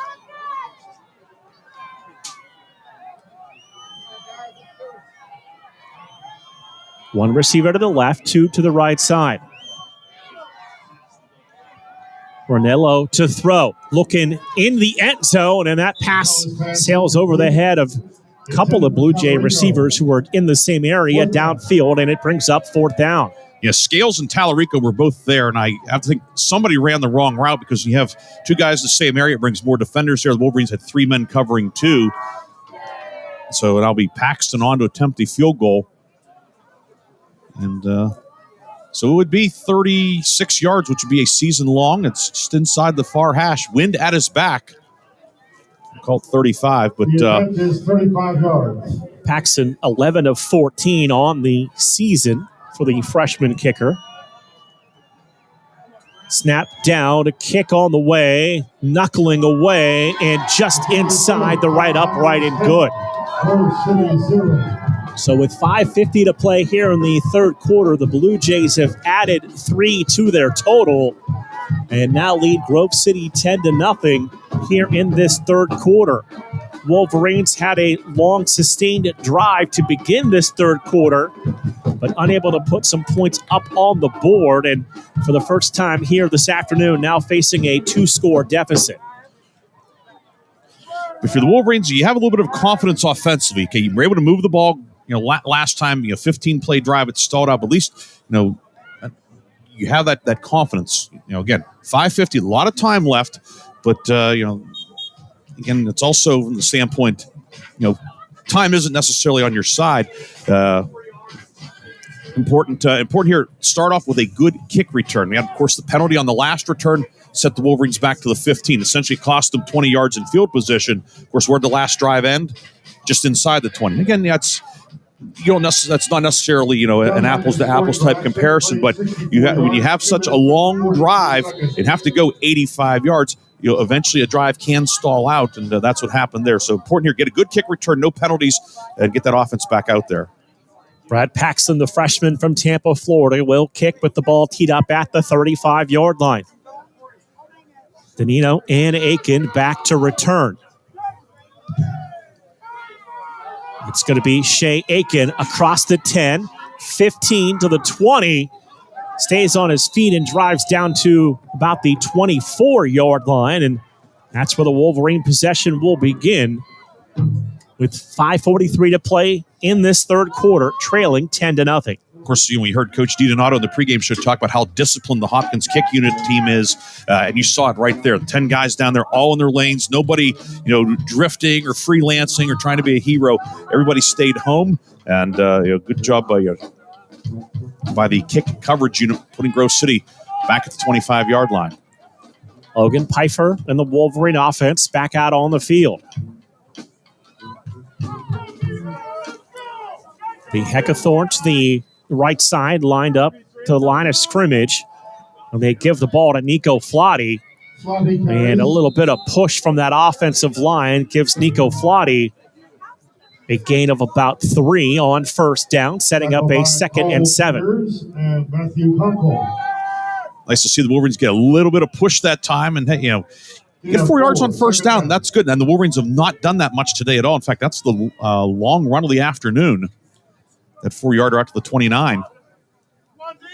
Tamburino in motion, going to settle in the backfield. Pfeiffer to throw. Ball batted up in the air and will fall to the turf, incomplete, and bring up another third down for the Wolverines, who are 4 of 11 this afternoon. Xander O'Malley, the 6'4", 300-pound defensive tackle, got his hand up there. Nate Brady almost came up with his second catch of the day. Caught a deflection earlier, and time he was there to keep it out of the hands of a Hopkins defender. Frazier to the right, 3 receivers to the left. Flotty's the tailback. Pfeiffer to throw. Stepping up, goes downfield, pass caught. Frazier first down across the 40 and down to the 42-yard line. And for Scott Frazier, his 9th catch puts him over 100 yards for the day. Penders was all over. Maybe had a little bit of a tug of the jersey, but Pfeiffer put it right on the money. And Wolverines another third down conversion. So they are now 3 of 5 here in the third quarter on third down. They also had the 4th down conversion earlier. Of course, failed on the second 4th down conversion. But Wolverines, again, getting a little traction offensively. First and 10 out to the Grove City 42-yard line. Two receivers set up to the left side. Pfeiffer to throw it, looking that way, firing for Frazier that way. That went a little too far out in front of him, and incomplete. They'll bring up a 2nd and 10 with 4:18 to play here in the third. Yeah, taking a shot deep in that hole behind the cornerback, and before the safety can get over, good coverage from Lutzel, the cornerback. The corners and the Grove City receivers, it's been a battle all day, very physical. Both ways. Battling. These defensive backs, they're big, they're physical, they run well, well schooled, well disciplined, and it's been kind of one of that game within the game. Pfeiffer to throw, looking middle for Heckathorn, and that pass is going to fall incomplete at the Blue Jay 48-yard line, and it's third down. And looking to hit Heckathorn on the skinny post, and Penders with good coverage there, able to knock him off the route a little bit, right at just a yard or two upfield, disrupted the timing. You don't often see a corner with the size of Frazier. Luca Lentil at 6'2" and 180 is matched up with the physicality of Scott Frazier. One receiver right, trips to the left. Pfeiffer to throw it.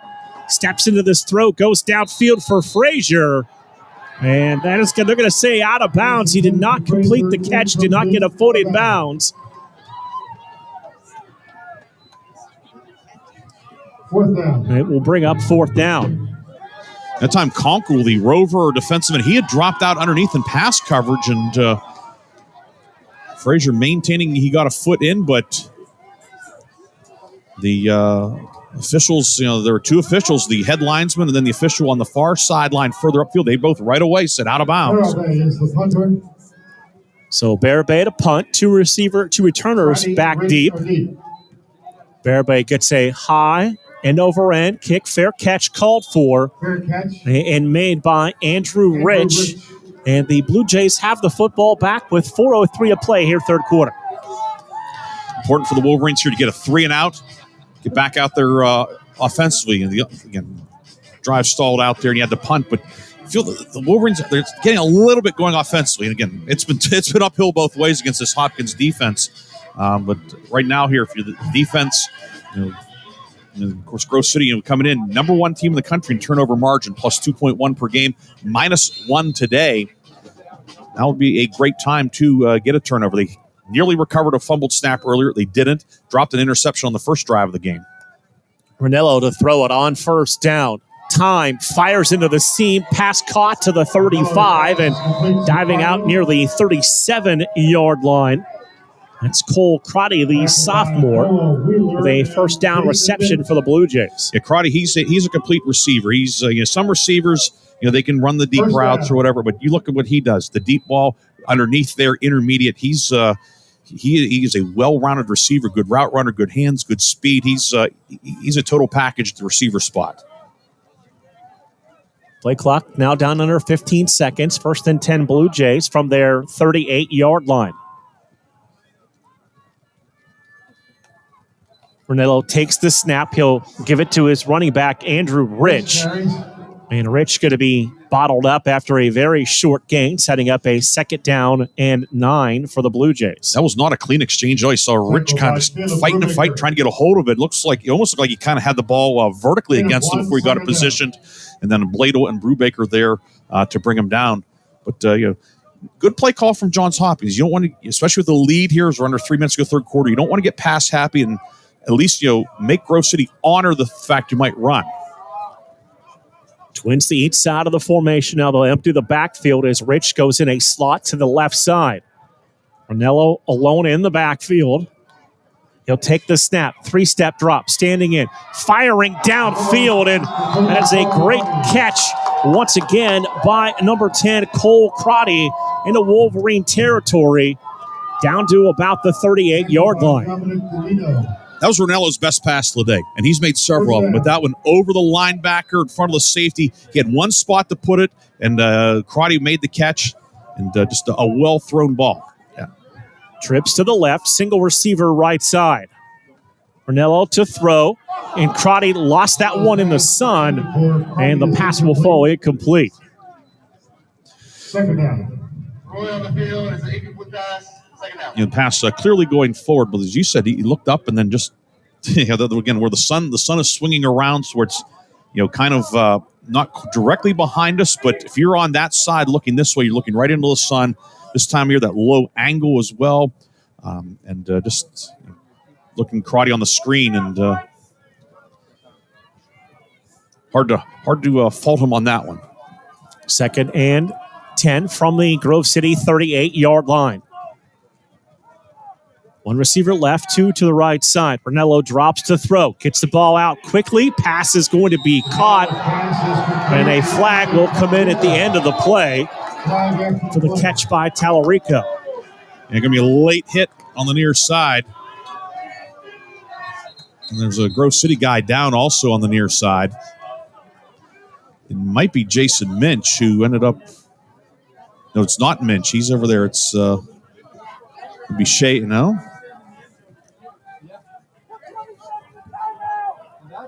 It's Dominic Danino, who's down on all fours right now, and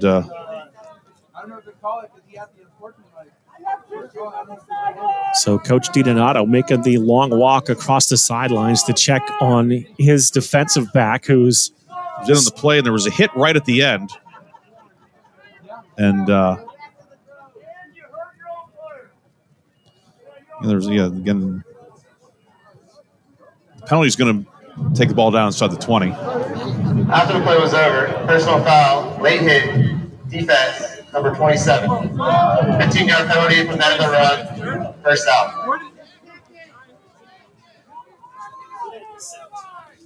So it's so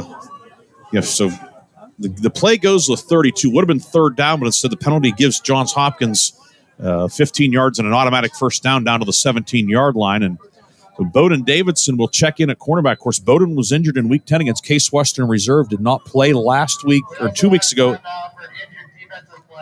Please put 40 seconds on the play clock. 40 seconds on the play clock, please. And they'll reset the play clock. So Bowden Davidson thrown back in the fire here. 5 interceptions this year for Bowden, but has not hasn't played for a couple weeks.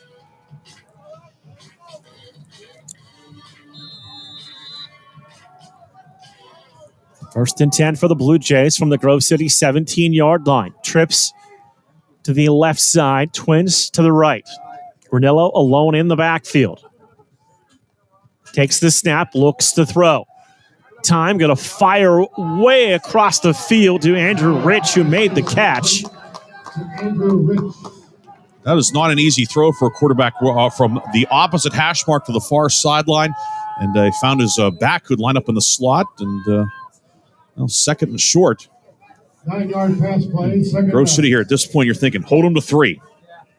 So it is 2nd down and 1 for the Blue Jays. They bring in the second tight end, LaRue Lidner, for the first time today. So a little different look here. I guess first time in a while. They used him in the short yardage package when they lined up the T backfield, but double tights here on 2nd and short. Rich remains the tailback. He is to the right side of Ranello. They will give the ball to Rich. He is going to be bottled up and pulled down right near the line of scrimmage. Looked like Aiken in there on the stop for the Wolverines. Yeah, it's going to be 3rd and inches. Tackle by Aitken. Shea Aitken coming up in run support. And no gain, 3rd down. So they will substitute an offensive lineman and bring in an extra receiver as well. And giving Grove City a little bit of its own medicine with that 6th offensive lineman out there. So they're going to put Ranello under center. Send that wing in motion. Just going to try and push forward for the first down, but it was a play pass that falls incomplete in the end zone. They tried to hit Leger, the tight end. Wolverines are not fooled. Montgomery, Minch, and Aiken were all over him, and he still almost made the catch. But instead of the tush push, they go for the the big shot, and now 4th and short. And no surprise going for it here. The field goal, it's still 2. If you kick it here, it's still a 2-score game. chance to keep the drive going and make it a 3-score game with a touchdown. Brunello under center. Rich is the tailback. They will give it to him. They'll try to dive forward for the first down. And then one of the Grove City players got thrown off the pile, and a flag came in. They had Ryan Wilson, who's listed as a linebacker and as an extra blocker. He and Shea Aiken were mixing it up at the end of the play. Now, there's a penalty on them for... There's a lot to sort out here. Was it a live ball penalty, dead ball? That spot is not a good spot if you're a Hopkins fan. A lot to iron out here at the end of this play. You have a flag, the spot. And there is a large huddle of officials. Grove City defenders are pointing that it's Grove City ball. Defense is heading towards the far sideline, but a lot of things to still be determined.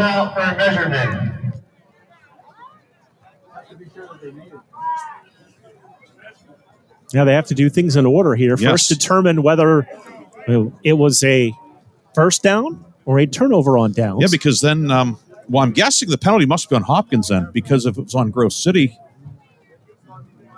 Well, I guess, either way, we'll see.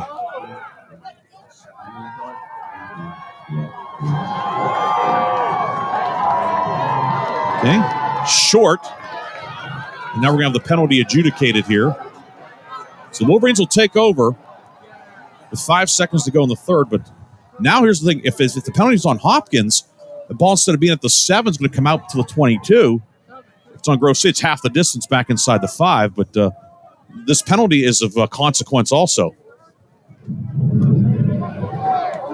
The ruling on the field is that the runner was short of the line to gain. It will be a first down for Grove City. After the play was over, personal foul, unnecessary roughness on Hopkins, number 14. That penalty will be enforced 15 yards from the end of the run. It will be Grove City's ball, first out. So you get the stop and the penalty to at least give yourself a little bit of breathing room here. A big stand by the Grove City defense. So Grove City will get the football back. Time enough for one play here at the end of this third quarter. It'll be Sullivan to the right. Heckathorn slot left. Frazier outside of him on the numbers. Tamburino in a motion. Pfeiffer takes the snap, gives the ball to Nico Flotty. And Flotty's going to be hit in the backfield and driven back to the 20-yard line. He's going to lose 2 yards on that play. And we have come to the end of the third quarter. After 3, it is Johns Hopkins 10, Grove City 0. You are listening to the Wolverine Sports Network. Take a look under your bed. Find stuff under there? What about jobs? No? Now try your basement. There's a pair of overalls that overall you're not so into anymore. A perfectly good laptop that hasn't sat in your lap in months. And even more stuff, but still no jobs? Well, you really have both. See, stuff is defined as household articles considered as a group. Sometimes this stuff is no longer needed. Wait, no longer needed? That can't be right. Because remember those jobs you were looking for? Those are really needed. And they're the stuff inside your stuff. Even inside that winter coat that are you able to plug me back in? Our job is to unlock those jobs. Fine. And it starts when you donate your stuff to your local Goodwill. Here's how we do it. When you donate to Goodwill, we sell your stuff to provide job training for people right here in your community. So just by teaming up with Goodwill, you help create jobs. And isn't that worth partying with the leftover guitar from your 80s cover band? Goodwill. Donate stuff, create jobs. Find your nearest donation center at goodwill.org. A message from Goodwill and the Ad Council.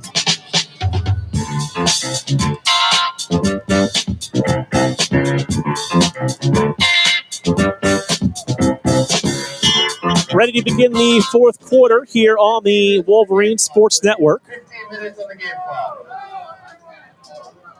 Thank you. Grove City facing a second down and a 12 from the 20-yard line. Pfeiffer to throw it on play action with time deep out for Frazier. Incomplete at the first down marker. Going to bring up a third down and long. Third down.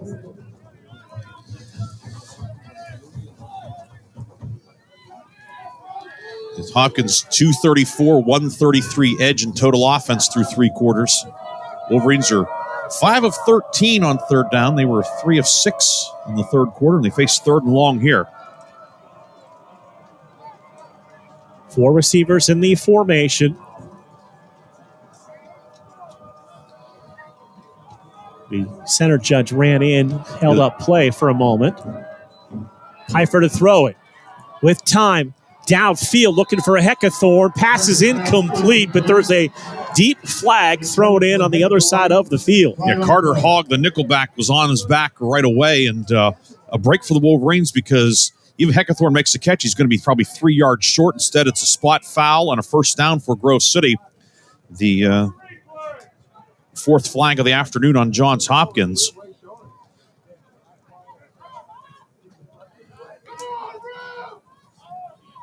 You can see Hogg clearly on his back, and a penalty that probably didn't need to commit because you have Heckathorn, and he's going down to make that catch. But that happens so quickly. I mean, it's you can't stop and. Number 29. The ball will be placed at the spot of the foul. First down. But certainly a break for the Wolverines. So they got the stop on 4th and 1, the post play penalty. Helped improve the field position. Now a penalty on third down when it looked like the Wolverines were going to have to punt it away. Tamburino in motion. Pfeiffer takes the snap, looks to throw, looks for Frazier, makes the catch across the 35-yard line. And Frazier continuing to have a big afternoon, now in double digits with receptions. 10th catch of the afternoon. That'll put him at 113 yards for the day. First team All-PAC receiver, All-Region last year. I have to think he's going to be certainly in the All-Region mix, maybe even some honors beyond that. 2nd down and 6 for the Wolverines from the 34-yard line. Tamburino in motion.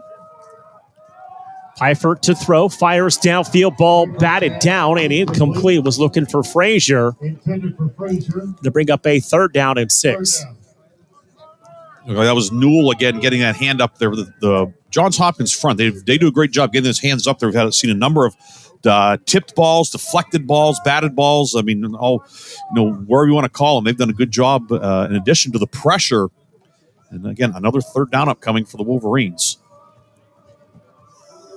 3rd and 6 from the 34-yard line. Wolverines 5 of 13 converting 3rd downs. I wonder if they go back to the screen here, you think, Mark? Seen it a few times this year, once today. Loose snap on the turf, and Wolverines just have to fall on this football back at the 29-yard line.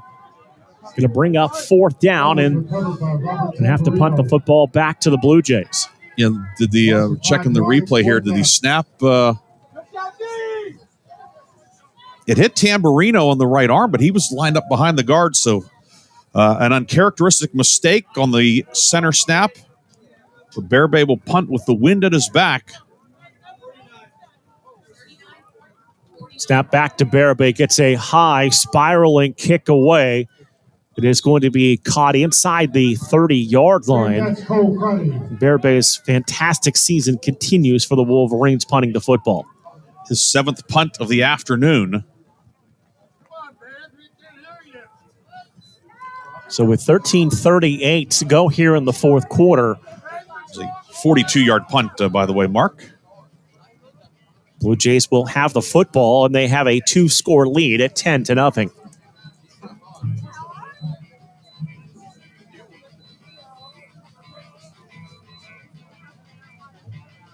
Still see the wind blowing the flags at the top of the goalpost, but not as strong as it was in the first half. Ranillo going to work out of the pistol. Single back behind him. He will hand the ball off to Schroeder across the 40 and falls down near the 45-yard line. It's a big first down on the ground for the Blue Jays. Long run of the afternoon. Gain of 17 for Johns Hopkins. And they had a little bit of success with Schroeder on the first drive of the game. They'd gone away from him. That time with the outside run. Got a good block downfield from the receiver. And gave him lane out to the 45-yard line. And Hopkins, you have to love that. You keep the clock moving, keep the chains going. And not risk putting the ball in the air going into the wind. One receiver out to the right.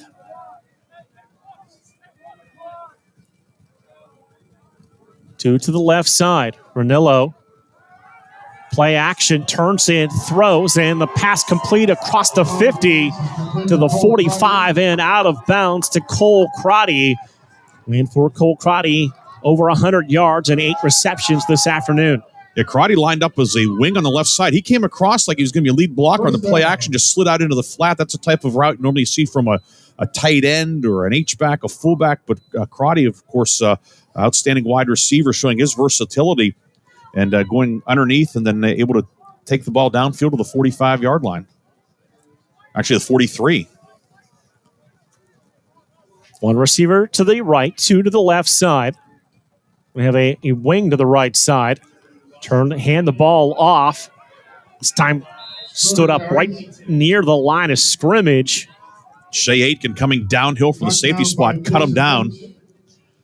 So no gain on that play, but a good job on that side. Jordan Karcheski, the defensive end, of stonewalling the lineman, able to drive him back. Made Schroeder go outside a little more instead of getting north-south, and Aitken brings him down. Second down and 10, down to 4:40 to play here in the fourth quarter. And 3 receivers to the left side. Schroeder in the backfield with Ranillo, who drops to throw. Standing in the pocket, going to take the long throw across the field. And the pass caught by Cole Crotty. That'll be a first down for the Blue Jays, down to the 25-yard line. Ranillo now 20 of 32. It's going to put him at 240 yards today.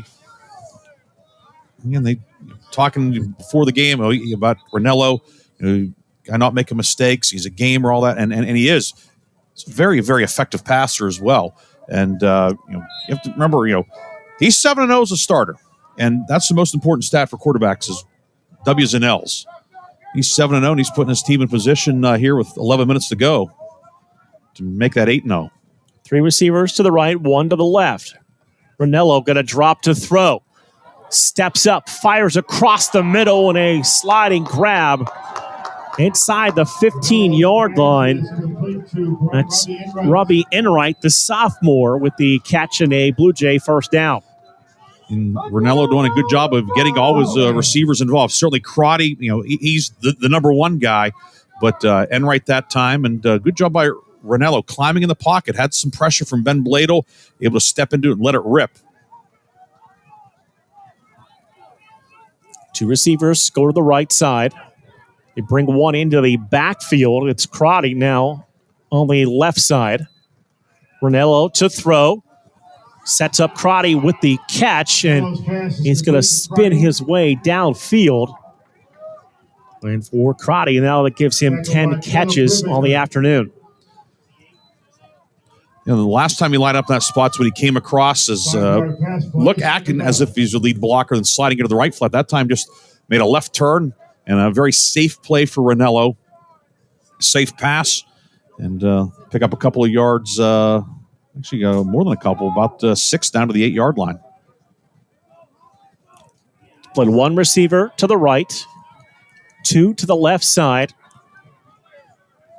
Schroeder, the running back, is on the right of the quarterback. He's going to get it going to the left side. And it's going to be pushed out of bounds with 9:12. The clock going to continue to run. Bonanno doing a good job ranging over from the nose tackle spot while he's wearing 94 and 98, doing a good job and bringing the ball carrier down to 5. Again, I don't, unless there's a significant loss here, it's going to be it's 2 downs to get the yard here for Hopkins. Up 10-0 field goal. Granted, would take a field goal out of play, but Coach Wadaka, he's thinking, keep that clock moving. Give the ball to Schroeder, and he got stood up and pushed back. No gain on the play. It's the Wolverine defense there to clog up the middle and force the stop.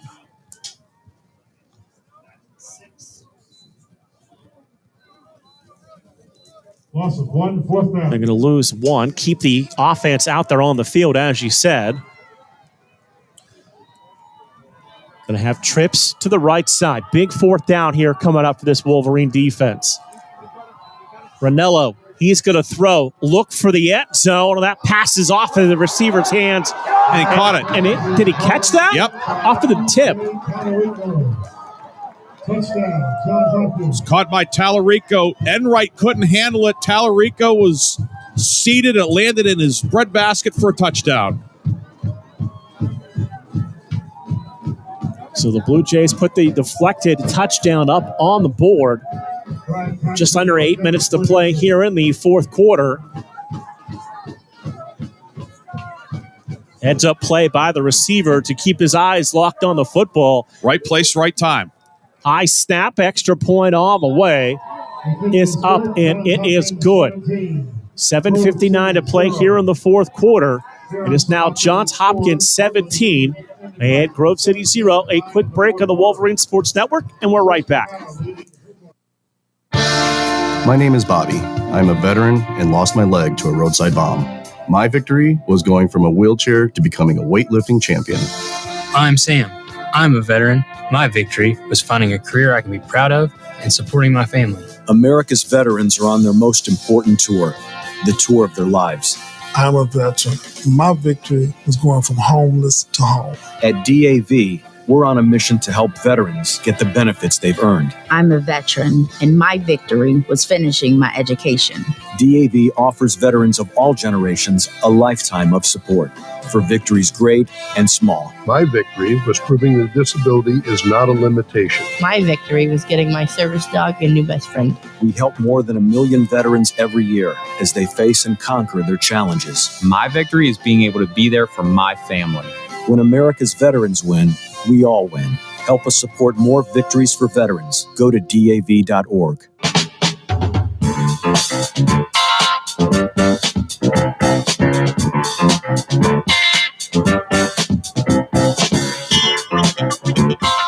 Brad Paxton set to kick the football back to Grove City with the Blue Jays up 17-0. A low bouncing kick that is going to be picked up by one of the up men and brought back across the 30 and out near the 32-yard line. Robert Tamburino fielding that one on the hop, and decent run back. So, well, right now the Wolverines time's real short and the distance is long. 7:55 to go, but if you can get a couple chunk plays here, that would be key here. But those have been few and far between today against this Johns Hopkins defense. First and 10, Wolverines from their 33-yard line, left to right. Tamburino in motion. Pfeiffer takes the snap. He'll throw on first down. Long throw outside to Frazier. Try to come back and make the sliding catch. They're going to say, yes, he did. He got his hands underneath that football at the 45-yard line, and that's a Grove City first down in the first chunk play. And right in front of the bench, Dan Waddick is shaking his head no, and boy, it was close. He had a pretty good view of it, but so did the officials, and it's first down. P.J. Penders was 40 yards away on the other side. He was saying no catch, but Pfeiffer to throw, goes to the other side of the field with another long throw that's good enough for a first down to Frazier. Tackled in bounds, and the clock will wind. Frazier's 12th grab today.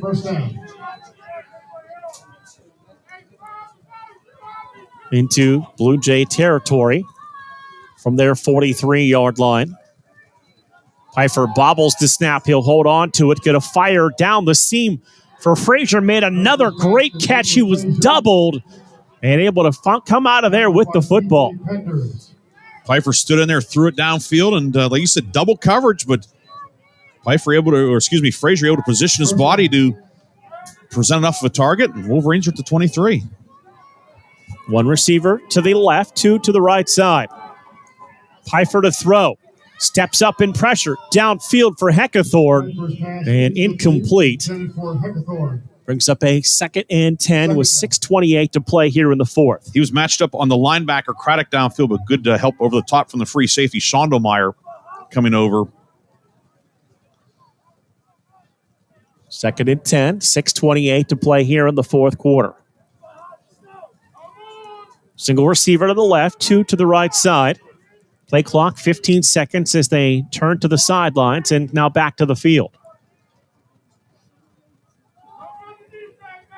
Tamburino in motion, settles in the backfield. Pfeiffer drops to throw. Time downfield for Frazier. That pass just kind of took off in the wind. And the incompletion going to bring up now a third down and 10.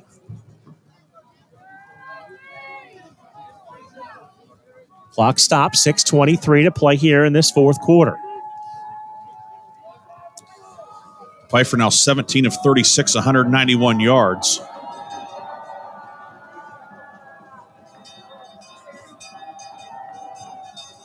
Check in with the sidelines. Play clock approaching 10 seconds. Trips to the right, single receiver left side.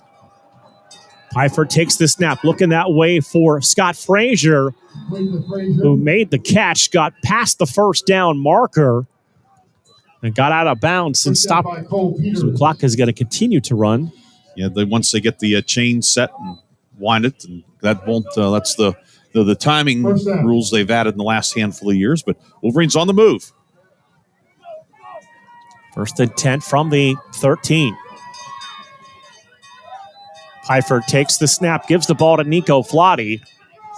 And Flotty going to get down to about the 10-yard line.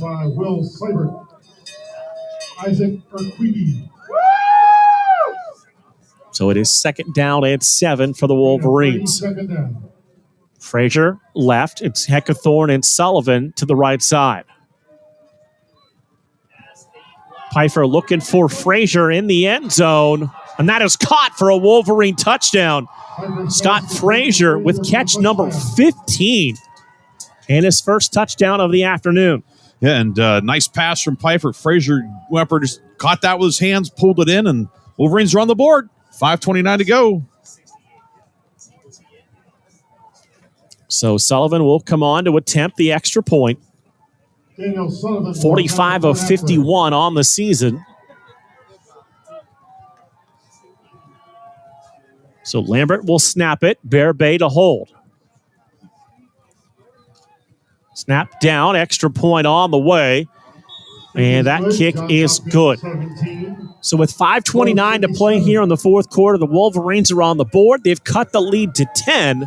It is now Johns Hopkins 17, Grove City 7. And with all 3 timeouts remaining, we will see if the Wolverines elect to kick the football away or attempt the onside. I think you kick it deep here. With 5.5 minutes to go and the 3 timeouts. Your defense has played well today. Here, maybe perhaps they have some like a directional or pooch kick, something to try and we get interested to see what they do. It looks like it's just going to be a conventional kick, but you never know what the special teams coordinator Bill Brust might have drawn up.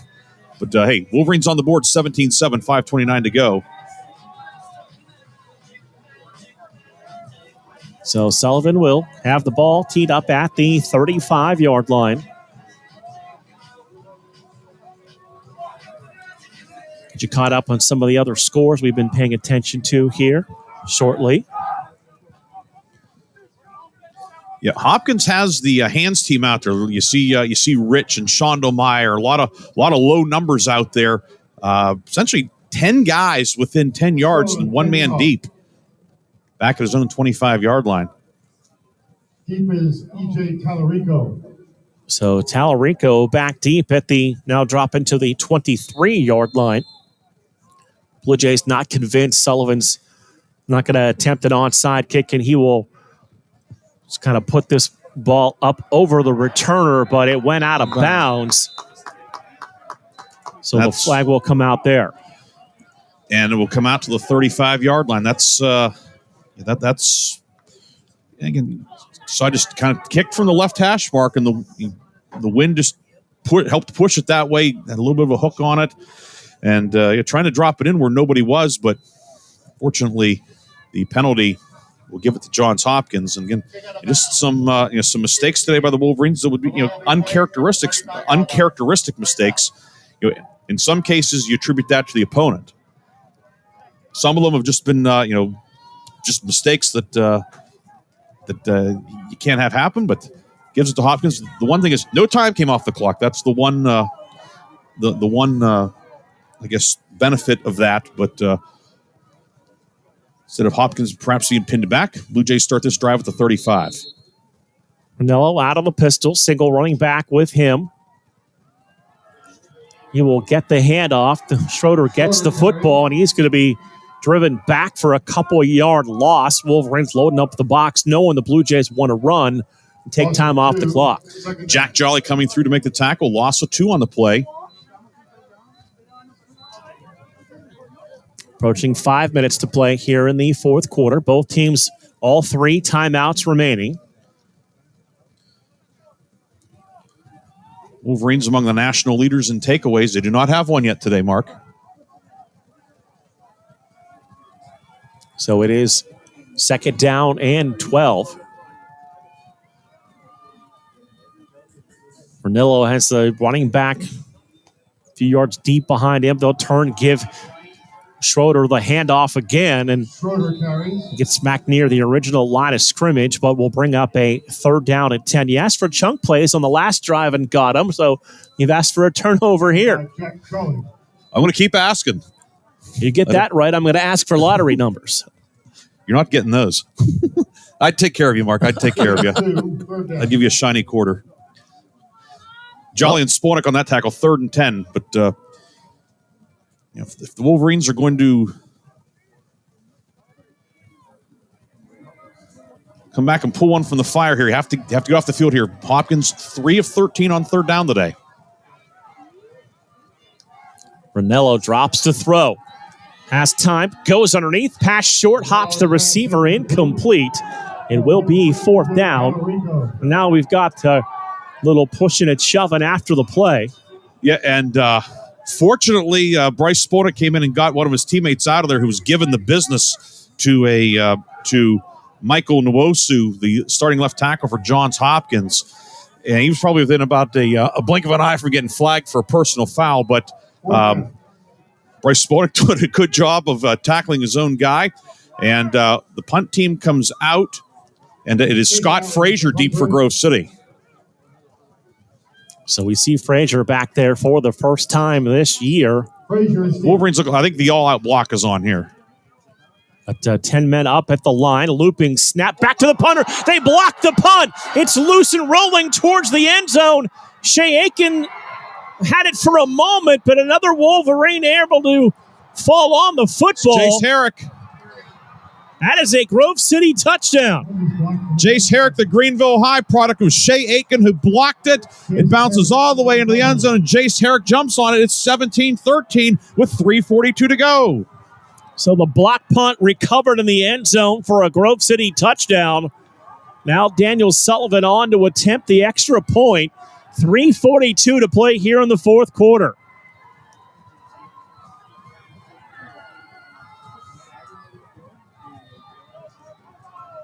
So Lambert to snap, Barabay to hold. Sullivan 46 of 52. Snap down, the kick is on the way, and the extra point is up and good. So the Wolverines get the special teams touchdown on the block punt recovered in the end zone, and we have ourselves a 3-point game with 3:42 to play here in this fourth quarter. Shea Aiken, we've talked about what a senior season he has had, and here coming through with a huge, huge play. And then Jace Herrick, the sophomore, who is certainly a guy that may find himself in the starting lineup next year. He's done a lot of great things on special teams. He's able to be Johnny on the spot, jump on it for the touchdown. It's 17-14, 3:42 to go. And the Wolverines still with 3 timeouts. So I'll ask you the same question. Kick away here? Absolutely, yes. 3 timeouts, and of course this year in college football, the 2-minute timeout as well. So Sullivan will come on to kick the football back to the Blue Jays.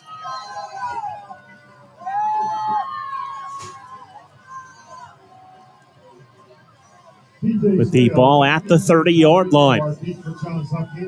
2 returners back deep for the Blue Jays. for Grove City.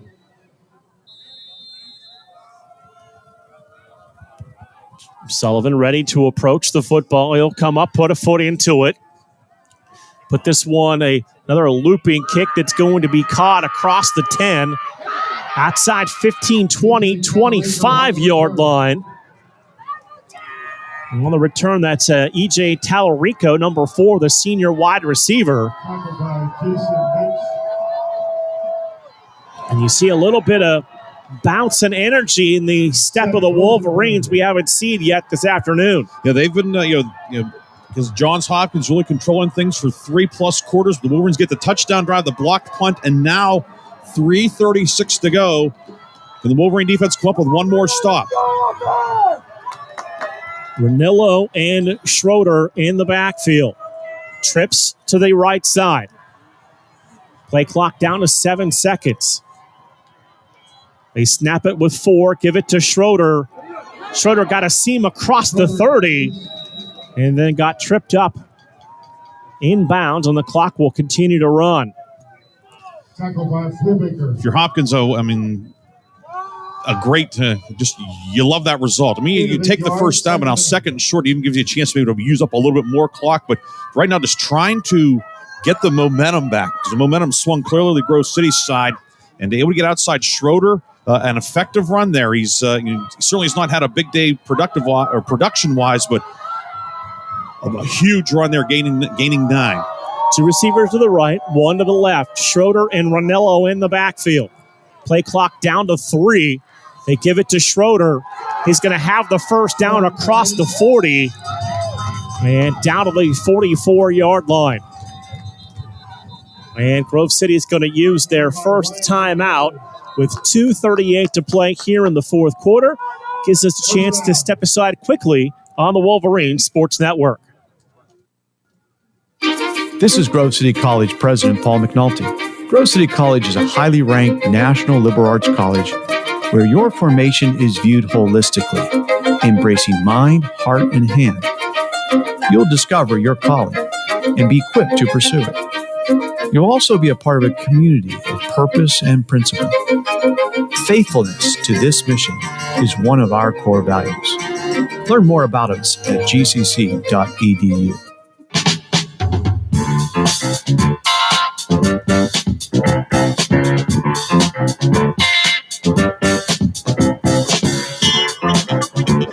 .241 to play here in the fourth quarter. It is Johns Hopkins 17, Grove City 14. Wolverines using their first of 3 timeouts. A new set of downs for Hopkins. They have Leger lined up in the backfield now.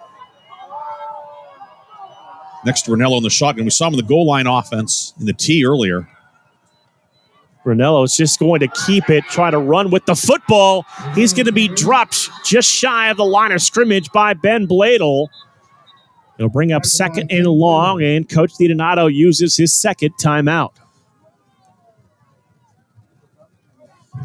So Wolverines are left with 1 timeout, plus the 2-minute timeout coming up in 36 seconds. You can almost game plan using that 2-minute timeout like you have that extra timeout in your pocket. Yeah, that the addition of that, which primarily was done at the Division I level with national television, everything, but that adds such an element, such a wrinkle. Again, as you look, again, the Wolverines have to get off the field. 2nd and 11. I would be surprised if Hopkins is going to put the ball in the air here, especially the wind really gusting again as much as it has in quite a while. But you think, okay, you want to play here, call a timeout, and then run a 3rd down play. That would take you to the 2-minute warning. Grove City would be looking at getting the ball back, we'll say, 1:50. Without it, it's 1:10, 1:15 or thereabouts. So that's such a huge, such a huge element that the Wolverines hope becomes a factor here. Johns Hopkins would love to make that a moot point. Stack 2 receivers to each side. Schroeder is the tailback with Ranello in the backfield. Ranello keeps the football, and he's going to be dropped for another yard, a loss in the backfield. It's going to bring up 3rd and long. And Coach DiDonato uses that final timeout. 2:31 to play here in the fourth quarter. It's going to be 3rd down and 12 after the timeout by the Wolverines.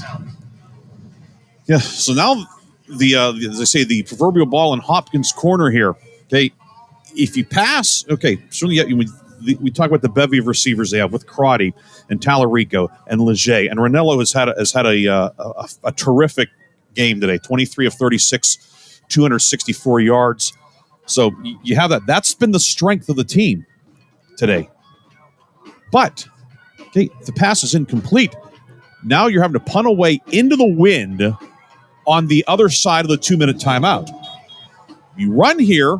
Okay, getting 12 yards against the Grove City rush defense is challenging, but you keep the clock moving. This is I would expect maybe Ranello some sort of run-pass option, getting him on the perimeter and tell him if nothing's there, just get what you can and go down. 2 receivers to the right, 1 to the left. Ranello, Schroeder in the backfield. Ranello's going to throw it. He'll drop deep inside his 35-yard line. Going to take a shot way downfield.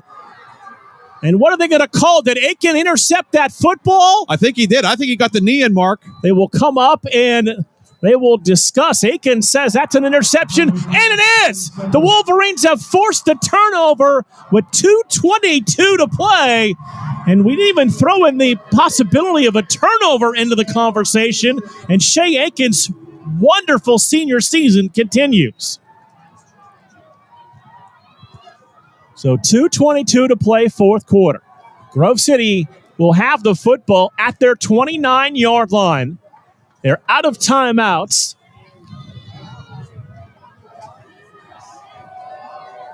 It'll be trips to the left. Frazier, who has 15 catches, will go to the right. Piper to throw. Looking for Frazier. Came back to it. Made a diving catch at the 40-yard line. That's a first down for the Wolverines and 16 catches for Scott Frazier. Wolverines could maybe get off one more play before the 2-minute timeout. 5, 4, 3. They did not. Unable to get that play off. We have reached the 2-minute timeout. 2 minutes left to play. Johns Hopkins 17, Grove City 14. We're back after this on the Wolverine Sports Network. The impact of a meal goes well beyond feeding our bodies, because when people don't have to worry about where their next meal is coming from, they can truly thrive, like Marta. And now we'll hear from our class valedictorian, who with our hard work never ceases to amaze us. Please welcome Marta Moreno.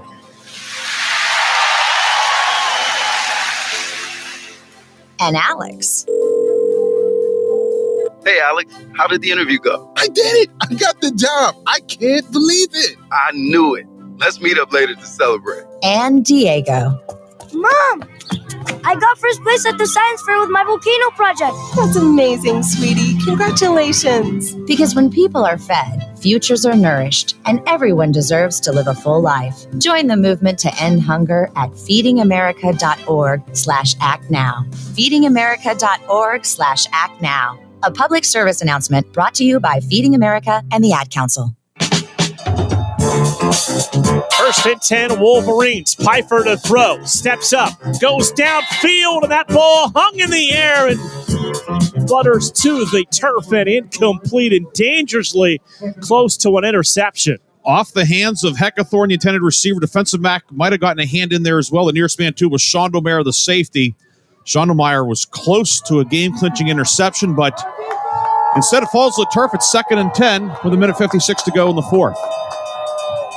Trips to the left. Frazier to the right side. They'll come up and play press coverage on him. Flotty the tailback. Piper to throw. Time. Goes over the middle and the pass knocked away from Lenhart and incomplete. Carter Hogg there. A nickelback in coverage. That time Hopkins bringing the extra rusher. Brought 5. Piper let it go, and good play by Hogg. Step for step with Lenhart. So it is 3rd down and 10 from the 40-yard line. Piper now 20 of 42 today for 222 yards. Same look. Trips to the left. Single receiver to the right side. Pfeiffer takes the snap. Deep drop. Standing in. Fires the pass out that is...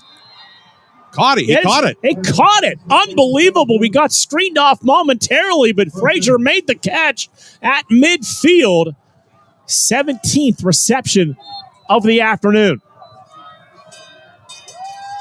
Pfeiffer to throw again. Looks for Frazier. This one off his hands and incomplete. Stops the clock with 1:40 to play. Ball right at midfield.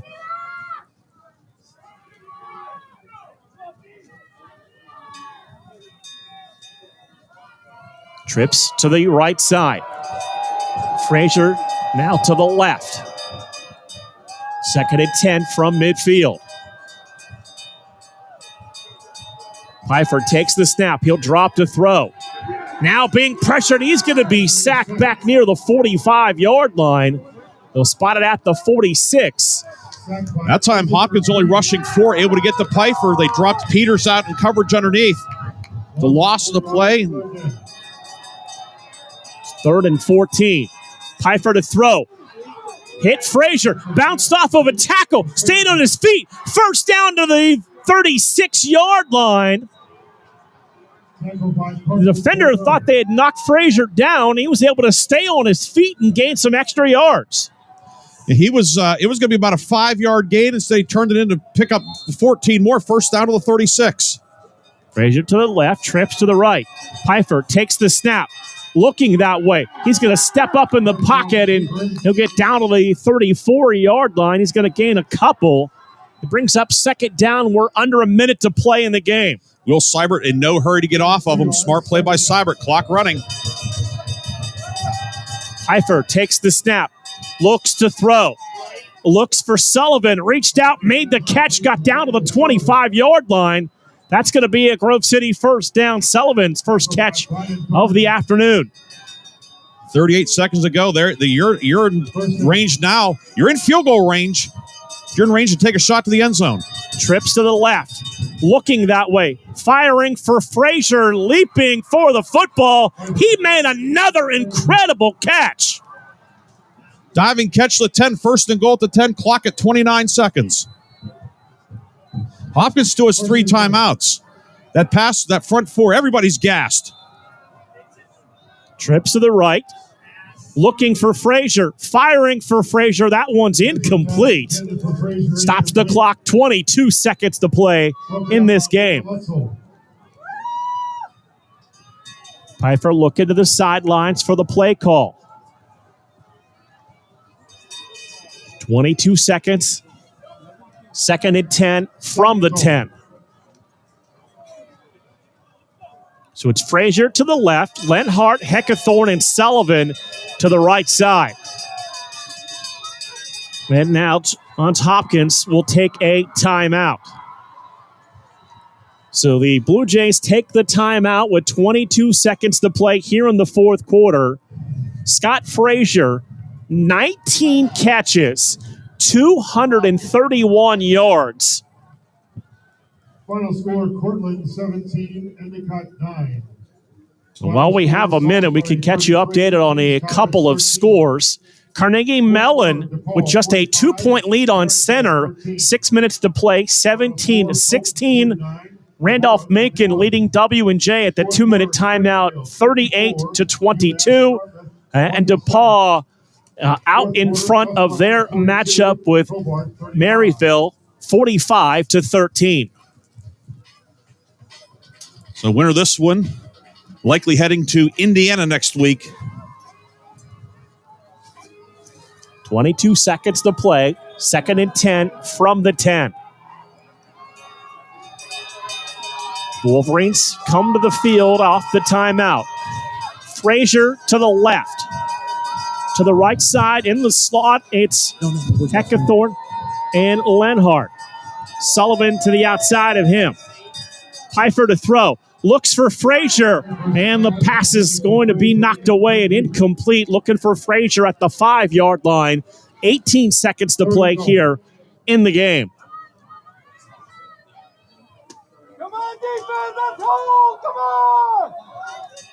Pfeiffer looking to the sidelines for the play call. Play clock down to 24 seconds. It is going to be Frazier to the left. Lenhart, Heckathorn, and Sullivan. Pfeiffer looking for Frazier all the way, and that pass falls incomplete.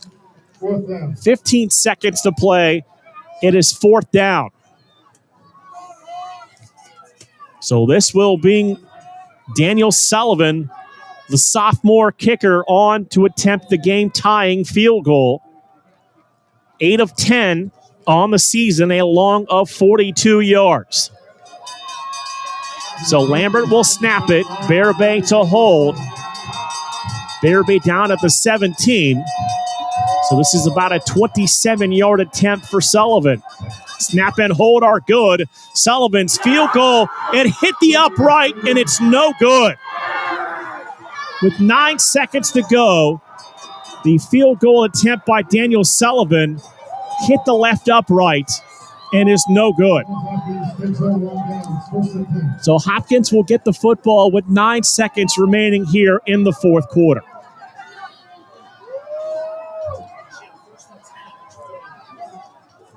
Looked like Sullivan had plenty of distance, but it just kind of hooked towards the left side and hit the inside of the upright and fell away. No good. Yeah, the wind, we've seen a couple of the kicks. Of course, the kickoff earlier drifted that way. The wind, he hit it well, but you kick it from the left hash mark, it hit the left upright, and the one play here, the 2024 season will end here in Baltimore. Ranello takes the knee, and this game will have the final seconds roll off the clock, and Johns Hopkins will move on as the Blue Jays defeat Grove City this afternoon, 17-14. It was a valiant comeback effort here in the 4th quarter by the Wolverines. Got the first score on a catch by Scott Frazier, blocked a punt that they recovered in the end zone, but they come up short in this one here this afternoon, 17-14 to the Johns Hopkins Blue Jays. Heck of a comeback today, but you think of some missed opportunities early, for both teams, and it really came down to a terrific finish. Just the Wolverines, again, the easy thing to do is to point at the end here. The end of how the last drive ended, but you think about some costly penalties, a couple of turnovers, just over the course of 60 minutes, enough plays that put the Wolverines in position, in that position at the end. And unfortunately the kick hits the upright, no good, and Hopkins will move on. But heck of a comeback. Just Wolverines needed a few more yards. Or just a few other plays over the course of the first 59 minutes and 51 seconds today. Coaching staffs will tell you games to the fan may seem like they come down to one final play, but there are several plays in a football game. Grove City ran 68 of them this afternoon that add up to the final outcome on any given Saturday. Oh, absolutely. You look at it, 68 for Grove City, 71 for Hopkins, so 139 total offensive plays, plus the punts and the kickoffs and everything.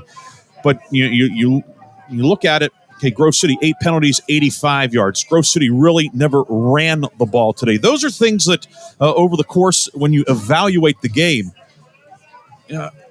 Johns Hopkins won the game today because Hopkins won the line of scrimmage. Johns Hopkins, wasn't was not a ball of fire running the football, but Hopkins ran for 58 yards. Grove City only gives up 40 yards a game. Grove City held to minus 13 yards rushing today.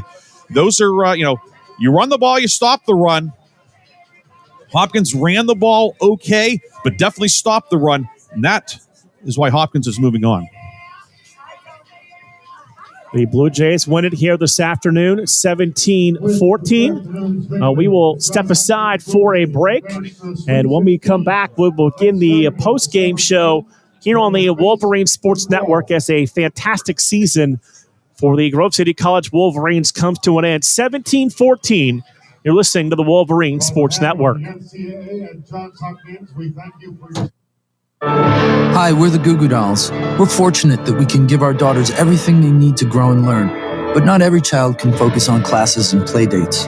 Nearly 13 million kids in the U.S. face hunger. That's 1 in 6. School lunch might be their only meal each day, and it's heartbreaking to imagine any child going to bed hungry. We're dreaming of a perfect day when kids can smile, play, and just be kids without worrying about where their next meal will come from. Feeding America is working to make that perfect day a reality. Each year, the Feeding America network of food banks rescues billions of pounds of good food that would have gone to waste. That food is given to families and children in need. Being a kid should be about doing things that make an ordinary day extraordinary. Learning to play an instrument, building a sandcastle, hosting tea parties. Hunger should never be an obstacle to growing up. You can help end childhood hunger in your community by visiting feedingamerica.org. Brought to you by Feeding America and the Ad Council. Hi, I'm Smokey Bear, and I made an assistant to help you out, because only you can prevent wildfires. Hey, Assistant Smokey Bear. Call me Papa Bear, because I'm grilling up dinner. Did you get it? Yes, good job. So, what should I do with all these coals? Don't just toss them out. Put them in a metal container because those embers can start a wildfire. I understand. The stakes are high. Ha, ha, ha, ha. Learn more at SmokeyBear.com. Brought to you by the U.S. Forest Service, your state forester, and the Ad Council. The possibility of lung cancer can be pretty scary, especially if you're one of approximately 8 million current or former smokers at high risk. That's why SaveByTheScan.org wants you to know that now there's a breakthrough low-dose CT scan that can detect lung cancer early, and it only takes 60 seconds. You stop smoking. Now start screening. For an easy quiz to see if you're eligible, visit SaveByTheScan.org. It could save your life. SaveByTheScan.org is brought to you by the American Lung Association's Lung Force Initiative and the Ad Council.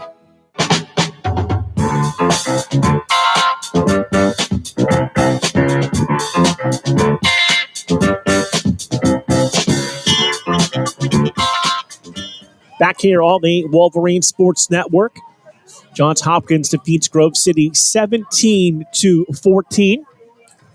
We'll take a look at some of the final numbers across the board. Grove City ran the ball 19 times this afternoon for minus 13 yards. 34 attempts for 58 yards for Johns Hopkins.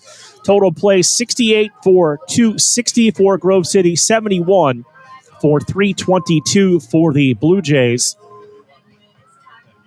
Penalties in the game, 8 for 85 for Grove City, 4 for 35 on the Blue Jays. Grove City, 8 of 18 on a third down. Johns Hopkins, 3 of 15. Grove City, 1 of 4, converting fourth downs. Johns Hopkins, 2 of 2 here this afternoon. Looking at some of the individual numbers, Logan Pfeiffer, 24 of 49, 273 yards, 1 touchdown. He was sacked 3 times. Nico Flade carried it 10 times for 7 yards.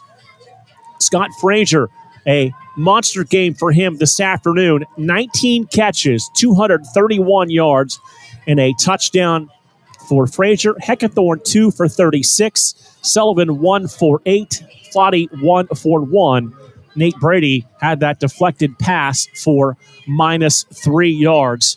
And a historical game and a loss for Frazier this afternoon. Yeah, just what a career Scott had. And teams, I think, are going to gather here at midfield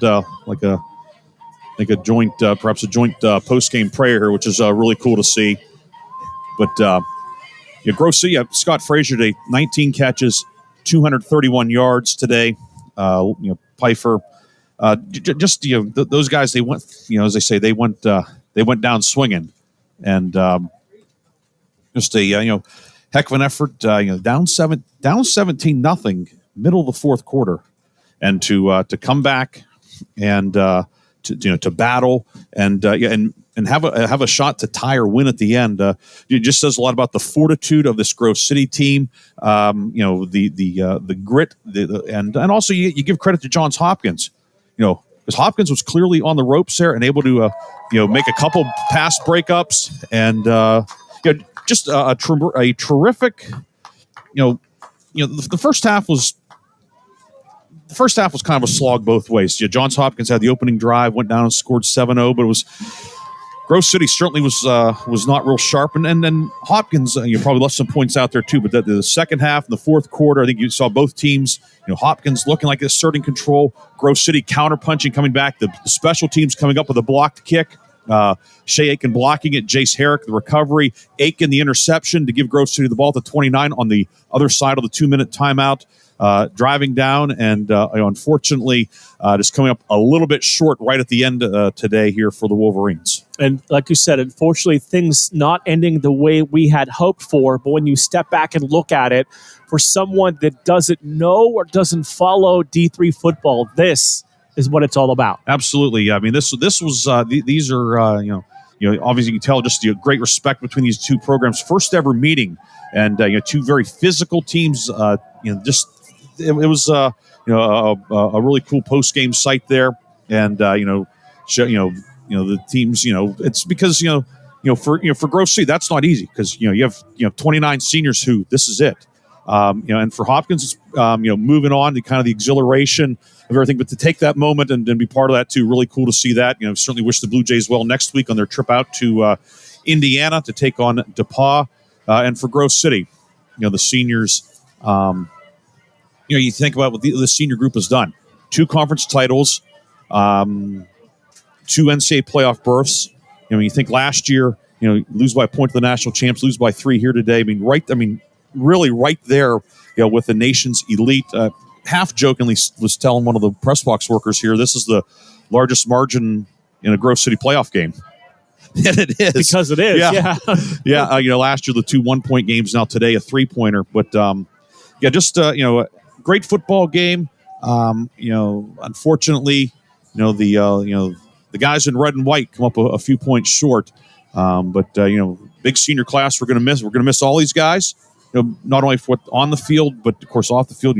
Guys are going to go do great things. But there are a lot of young guys who working their way in the 2 deep and stuff who are going to get their opportunity come spring ball. And you get into next September. With the a challenging non-conference schedule, then the PAC play starting in mid to late September again. It's going to be lot to replace, a lot of work in the off season. Anytime there's always stuff to work on, and certainly the Wolverines will have things to work on. But a fun season, conference championship, playoff berth. Sad to see it end. Sometimes. Sometimes as whether you're a sports fan or whatever, it's like, hey, you know what? I'm glad the season's over. whether it's whoever you're all the teams I root for. Yes, all the teams you root for except Grove City. Right. Yeah. Mark's an Ohio guy, by the way. But in terms of that, but this is what's it's because you enjoy watching them play, you enjoy how they play, what they represent. All of those things, and that's what makes it. That's what makes it tough. And when you get to know, and for us too, they're not just guys wearing jerseys. We get to know them as students, as student athletes, as young men that are going to go on and do great things, as husbands and community members and so forth.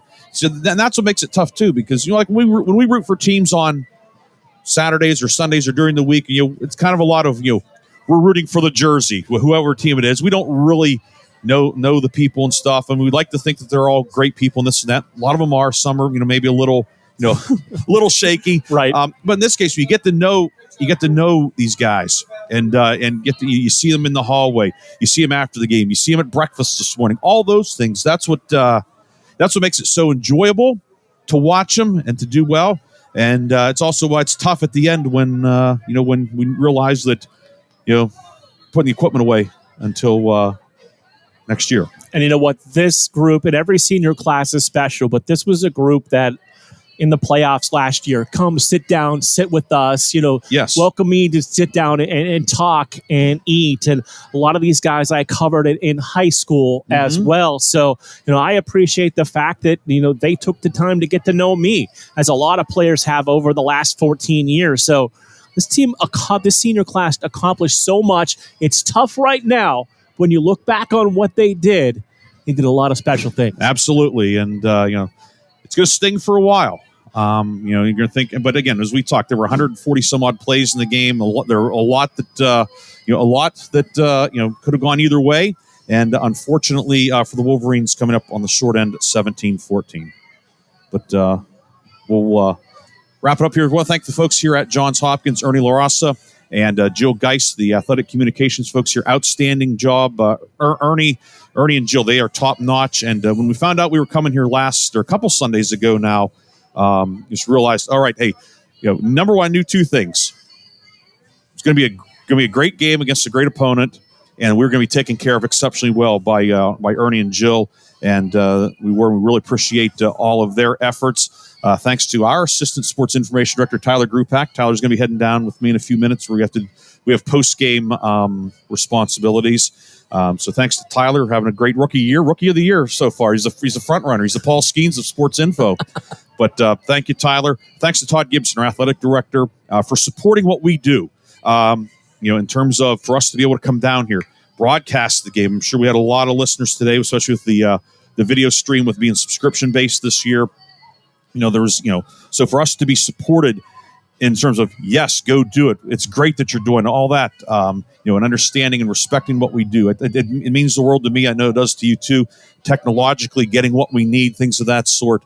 We appreciate him a lot. Of course, our president, Paul McNulty, who this is, we mentioned Tyler's rookie of the year. This is President McNulty's final lap. He, of course, is retiring at the end of the academic year, and we thank him not just for everything this year, but the last decade for all the support with everything, but especially for what we're doing here to be able to come on the road and bring you Wolverine football and Wolverine sports on the Wolverine Sports Network. So thanks to him, the Board of Trustees, the administration, everybody.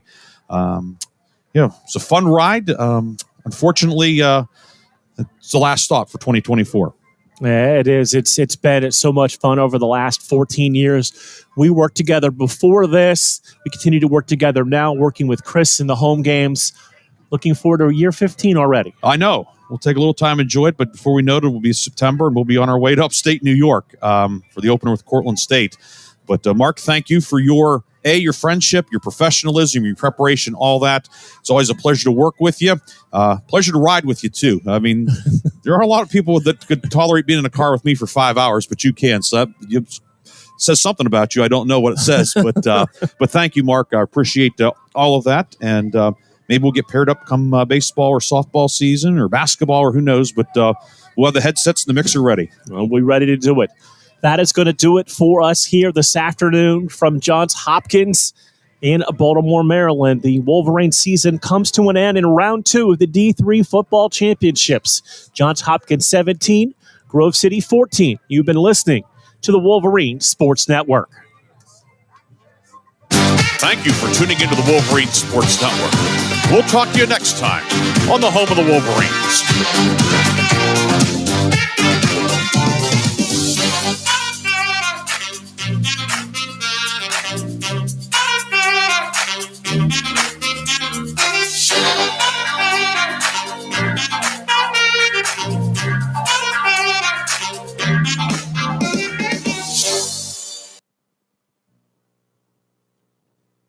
You're listening to WRDB, Western Reserve Digital Broadcasting, Youngstown, Warren, Salem, and around the world.